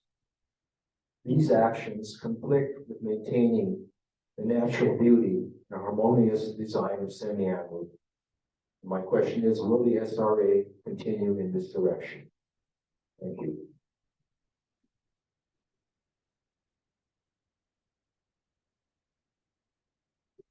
At this point, no one else on Zoom has indicated they would like to speak, so you are. Is there gonna be an answer? Yeah. Or is the question and answer set? Is there an answer? So in answer to, Tiffy Bond's question on, online, there was a discussion, at the board, and the CCNRs are very clear about defining an owner. The board, decided to uphold this definition that's in the CCNRs. It's the responsibility of the board to, uphold those CCNRs. So, you know, it's unfortunate that, you know, there are people who have different, legal, structures that they hold their properties. If your name is not in the title, which is the current definition of owner in our CCNRs, then, you're not an owner. So, that is not necessarily, that may not be what everybody agrees with, but that's what the current governing documents say. In order to change anything in the governing documents, requires to go to the membership. So the board doesn't have the power to just change the CCNRs. That's when we have the 7 resolutions that were on the ballot for this year. The membership has to approve changing the CCNRs, and that's something that everybody should be happy with. The fact that the board cannot go and change the rules on their own. You need to have the membership vote to make any changes to the CCNRs. Sure. What you just said is true, but we can propose to the membership to have a vote to update each and broaden the definition of the member, and I believe the board should do that. Yeah, Whether and this year the, or next year, and I think it needs to be done. right, and the issue came up after the there was changes on the ballot. So yes, certainly the next board and or members are completely have the right to submit any changes to the CCNRs. So April, are you saying this is not a bylaw, it's in the CCNRs? In the CCNR, it's not a bylaw. Okay, so if it's in the CCNRs, then all residents who fall into this category should be treated the same way. Would you not agree with that? Yes, if the definition of an owner is that your name is on the title, that's what's in the CCNRs. So that apparently needs to be looked at so that we're all treated the same way. Yes, there is, the board doesn't have the authority to change the CCNRs. I realize that, but it was a bylaw. Yeah, it's not a bylaw. Okay, so we can expect then that everyone will be treated the same way. And then maybe we can create something for next year that could pull us into the 21st century. It will certainly, treating everybody the same way is the objective. With everything, I mean, it's the objective of all the committees, it's the objective of the board, and it's the objective of the ASC, and which serves the board. So, you know, obviously executing it, you know, everyone's not always happy with how it's executed, and, you know, exceptions come to light every once in a while that, we weren't aware of. This is something, the issue you raised is not something that the board raised, it was brought. Oh, no, I realize that. It was brought to our attention well before, the election website was set up. So it was, you know, the board tried to come up with a solution, we tried to, you know, thread a needle in terms of, making sure that, the person you're talking about was transitioned over the year. We didn't want to, you know, remove anybody abruptly. But then it came to, you know, it came back again with the election website. So, you know, there's no intention on anyone's part to single anyone out. It was sort of the outcome of trying to come up with an elegant solution to make sure that everybody was treated as well as we could while enforcing the CCNRs.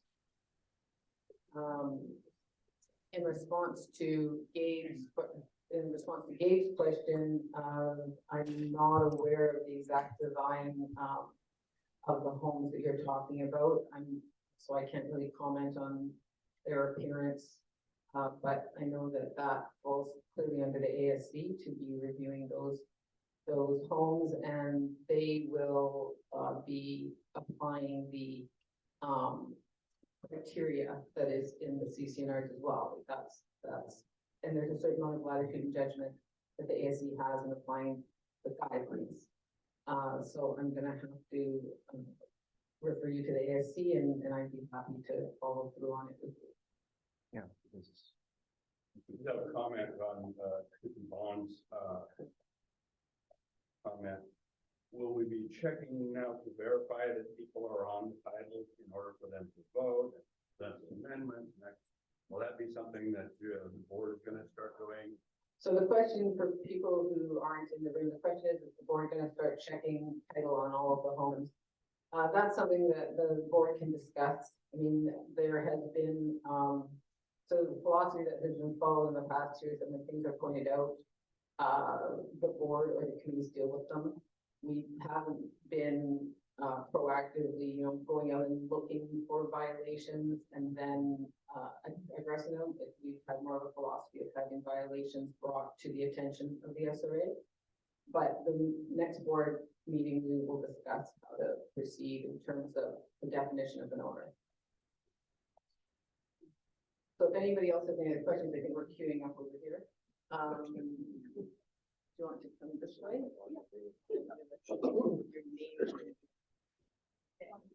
I'm Diane Berg, Royal Tune, Great Horndale Way. I want to swing back on Rex Park. It was taken out, and I believe it was taken out because it was considered dangerous. But instead of the swing, they put in a playground for children between the ages of 10 and 2, as I see it, right next to a pond. And on the other side of it is a very busy intersection. There's no fence around it or anything. I would consider it far more dangerous than was the swing. And I don't think the demographic of the area was considered prior to putting in a playground for 10 to 2-year-olds. Unless it's our grandchildren that are coming to play on it.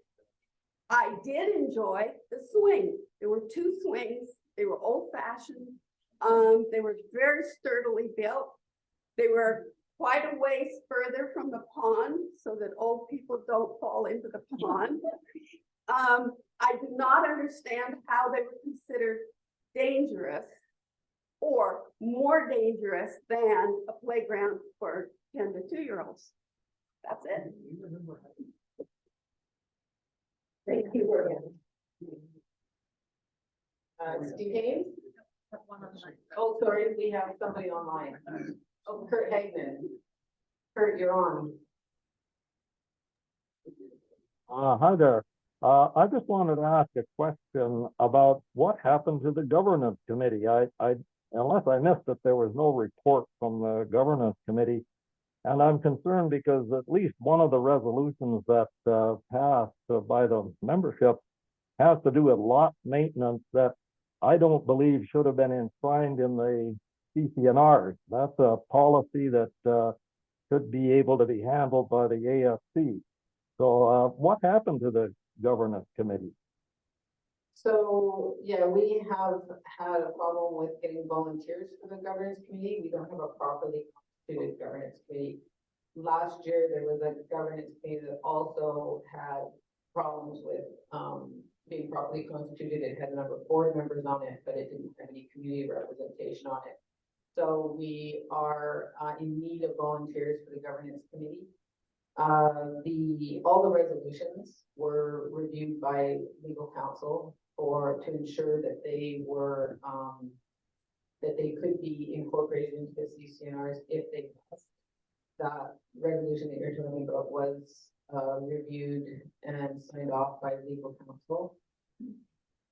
Both in terms of its content and in terms of the CCNRs, which allow members to put forward a resolution. So the member is entitled to put forward the resolution as long as it's not unenforceable or doesn't create a conflict. And we have the lawyer sign off on that. Thank you. Okay, Steve Haynes?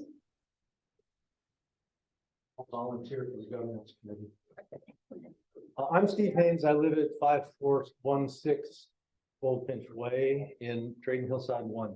My wife Jennifer Ponbon and I have owned the property there since 1999, and we've been full-time residents for the past several years. We've both served this beautiful community on the board and the ASC, and continue to serve on the ASC Environment and Communications Committees. We love this community and we want it to thrive. We believe that residents who serve in voluntary positions on the board and its charter committees are good, well-intentioned people. My comments are not directed at personality or character, but good, well-intentioned people do not always achieve good outcomes. The 2023 board has presented a very positive review of its accomplishments this year. However, it's only part of the story. During this administration, we have experienced arbitrary and inconsistent enforcement of the governing documents of the SRA, the resignation of one of the best HOA managers in the Pacific Northwest, widely considered to be the result of micromanagement by the officers of the board, the resignation of the most effective director of maintenance Semiahmoo has ever had, the resignation of the volunteer landscape subcommittee of the ASC and the maintenance committee, widely recognized as being the result of the board ignoring many of their recommendations. The refusal of the elections committee to continue to operate the forum on the election website because of a conflict with the board, persistently poor communication with the community, the hiring of our new general manager with no public record of a vote by the board to do so, and most recently, moving the proposed 2024 budget forward for voting by the community without a passing vote of the board. That was followed up today with a repeat vote at a special meeting the board called with insufficient public notice. This revote was taken even though all voting on the budget had already been completed and the votes counted for a budget that was never legally passed by the board. I know that last one sounds unbelievable, but it is documented in the minutes of the September 20 meeting of the board and on its video record. The vote on the budget was a 4-4 tie. Our bylaws and state law require a majority vote of the directors to pass an act of the directors. So my question is, with this record of well-intentioned but disrespectful treatment of the SRA's governing documents, but more importantly, the disrespect of members of the staff, members and staff of the SRA by the officers of the 2023 board, could you please explain why the officers have not resigned their officer positions to allow their replacement by other well-intentioned members of the board who have the time, experience, and wisdom necessary to run this board in an honest, fair, and well-informed manner? This community deserves better.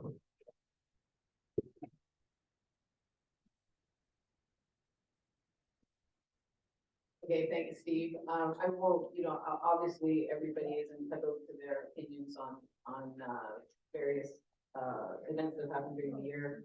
I don't necessarily agree with the how the events have been described by Steve, and everybody's entitled to their opinion, and I thank Steve for expressing his.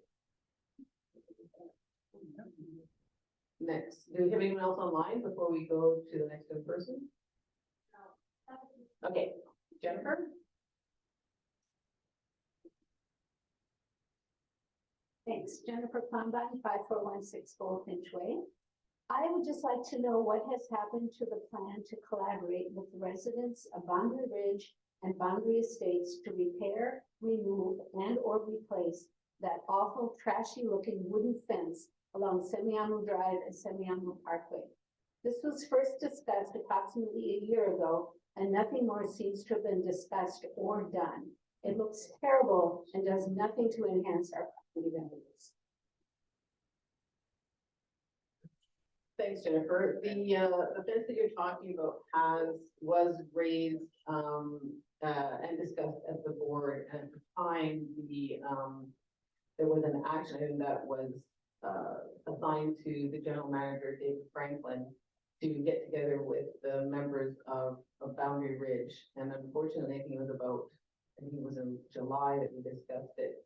And David moved on shortly or about a month after that. So it will be put back on the list of things for Aaron to look into as the new general manager. Good, thank you. Next. Oh, yeah, sure. Jennifer, People online. with regard to the split rail fence, my time as acting GM. I sent out an email. David Franklin sent out a letter to the residents along Semiahmoo Drive. Basically, I think it was the letter said, if I recall correctly, it was an all or nothing. Everybody had to agree to replace it or tear it down. And the last then I followed up with an email to I believe it's Wendy Donahue, lives in that area. And there's still some concerns over with the residents on what they're gonna do. Okay. So it's still kind of. So the letter was sent by David Franklin, and so everybody's aware, but it's still out there. Thank you. That's Thank where you we're at. very much.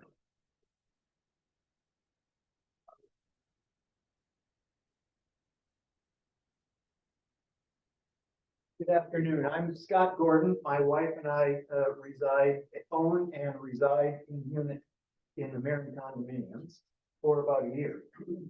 I think we paid something over $1,400 in SRA dues. And I just quite frankly feel we get very little in return. We drive on city streets, we drive on county roads. We don't access any of the gates that we support. And I know that I have seen it on the record from someone on the board that they were aware of this and would take it under consideration. So I would just like to ask the board to reassess cost benefit, who pays, who gains, but we live within Semiahmoo. So thank you. Thanks, Scott. This is an issue that has been raised and discussed over the last couple of years. There is I know a feeling down at the spit that they pay a disproportionate amount of the fee relative to the resources that they require. There was a initiative in 2022 to try to take a look at something along the lines of an equity review. The board wasn't able to agree on a charter for that group and how it would work. We're very aware of the sentiment down at the spit. The allocation of the revenues is defined in the CCR is the allocation of units. And I understand the frustration for sure. I don't have a quick solution, or a solution, on its way, but it's something that, has the attention of the board, and, I know that there are different people down at this bit who, are engaged with the board in terms of, how to address those concerns within the constraints of the CCNRs.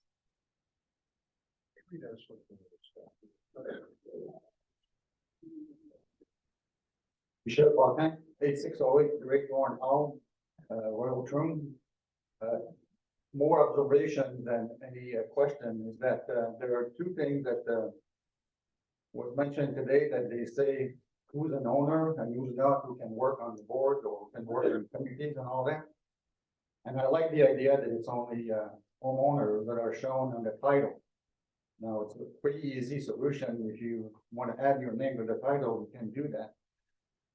Another thing is that legally, if the state of Washington states that, and the homeowner association as a guideline, then we have to respect that.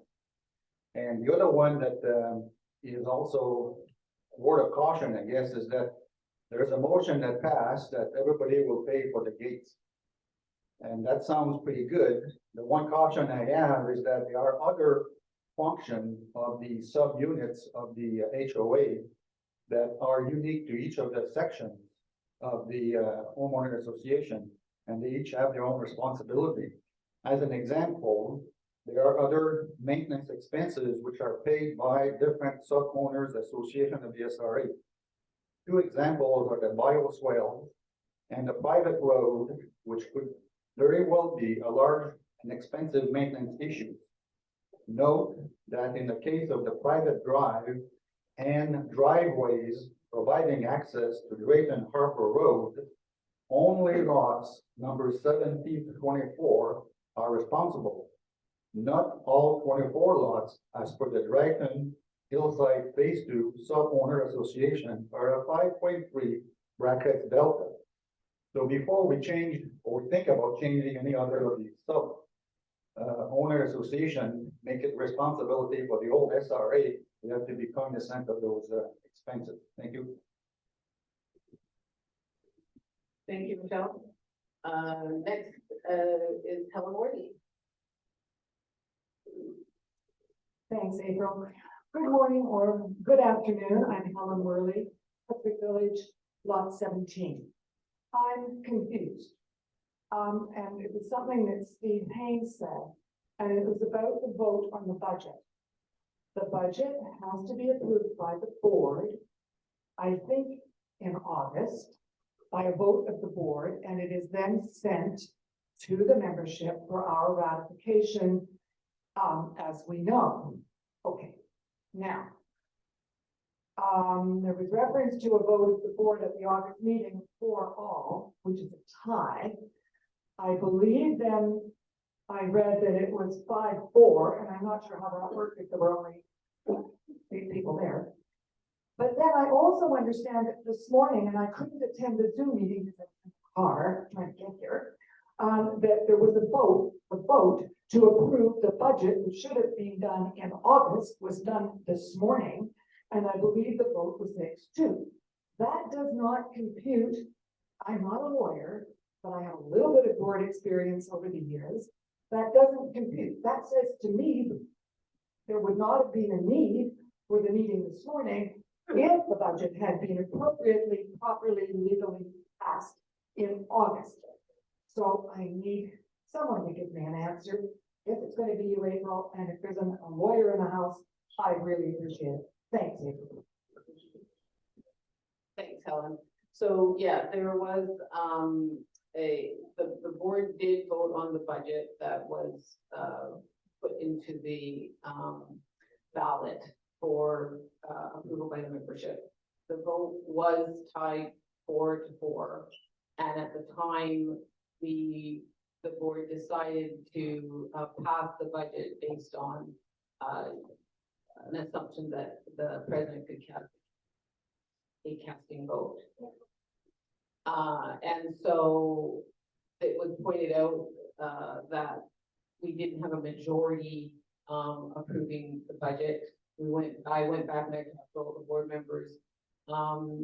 There was one board member who, had been confused, I guess, over Zoom with the difficulties hearing over Zoom about differentiating between, approving in-house versus outsourced maintenance, landscape maintenance versus approving or not approving the budget. So, we spoke to the lawyer. I don't know if there's a lawyer now, but we have an SRA attorney that we consult on questions like this. And his advice to us was that, yeah, certainly it wasn't ideal, but that the board should make sure that it has a vote in the books that evidence its approval of the budget that was circulated to the membership for approval. So that's what we did this morning. It was, I think 7-2 with one abstention. And the lawyer assured us that having the current board vote was the correct procedure, and that having, you know, the procedural step of taking that vote just to ratify that the board approved what went to the membership was the correct step to take. So we followed the legal advice. May I comment? Sure. Thank you. I think I changed the lawyer.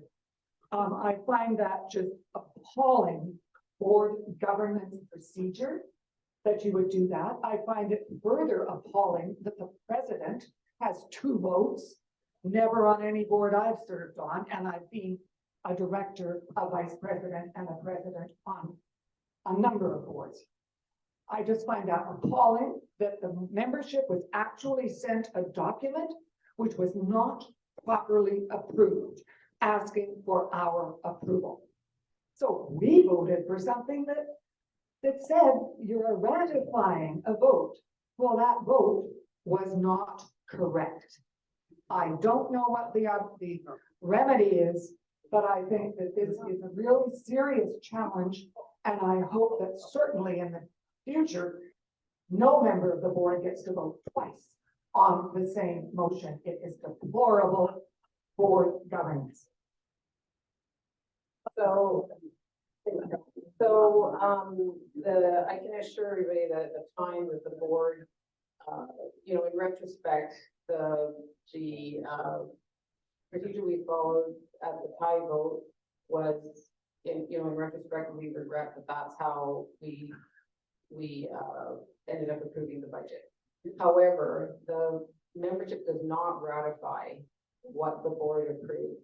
The board approves the budget to be included in the ballot, and the membership approves the budget. So the board is not approving the budget and then the membership ratifying it. So the budget that went forward to the membership was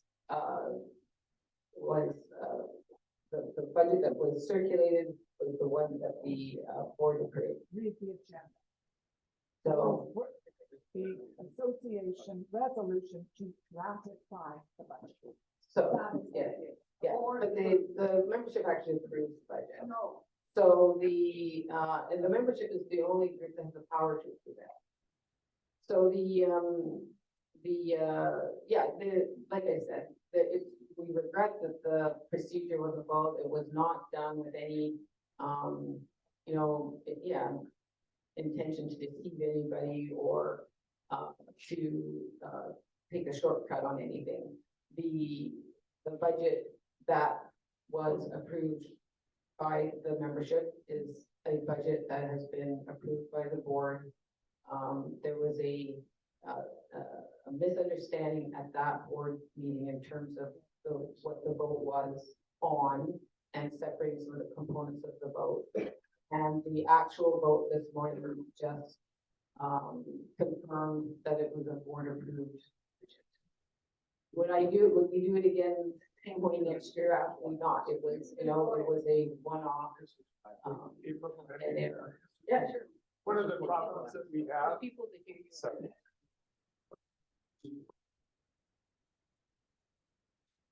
So this isn't about the controversy that's been discussed. This is just in general. One of the problems we have is we have an even person board. We have 10 board members. And we have nothing in our bylaws that lays out a procedure for how to deal with a tie vote. So to make sure nothing like this ever happens again, this board or the next board has the power to amend the bylaws and put in place a mechanism to resolve a board vote. And that needs to be done immediately, and this won't ever happen again.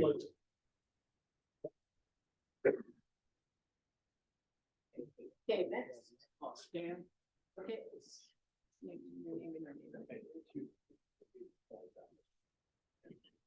Hi, I'm Stan. I live on, this is Bald Eagle Drive. I think it's St. Andrews Green 1. Two real quick things. Margarita? Okay, you're welcome. Two real quick points. Number one, I'm one of the guilty party that left their gate clicker in their car in their driveway. I also left my garage door clicker in the car. It's pretty damn scary at 3 o'clock in the morning to see your garage door open. I had to chase the guy away. So yeah, don't leave your clickers in the car on the driveway. The second thing, and I want to pound my foot here a little bit. I know you had some slides alluding to the Boundary Ridge stairs. A little bit about me. I bought property here in Semiahmoo 35 years ago. I bought property in Boundary Ridge and boat slips and all that. I gotta tell you, over the 35 years, I've never seen anybody walk up those stairs or down. Some people may have. I want to tell you, few people know this. There were 2 sets of stairs in Boundary Ridge, and they've been washed away. Or I should say our money has been washed away several times over the decades. And I foresee it being washed away further if we continue and continue and continue to repair and build new stairs. My suggestion is build a gazebo up there and be done with it. And perhaps enhance a path going down Semiahmoo Parkway to the beach. That's all I'm going to say. Thank you. Do you have anybody else online, Lori?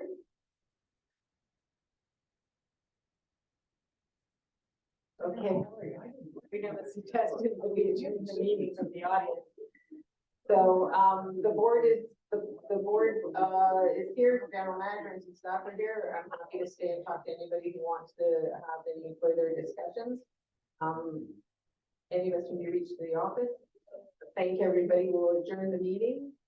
And thank you.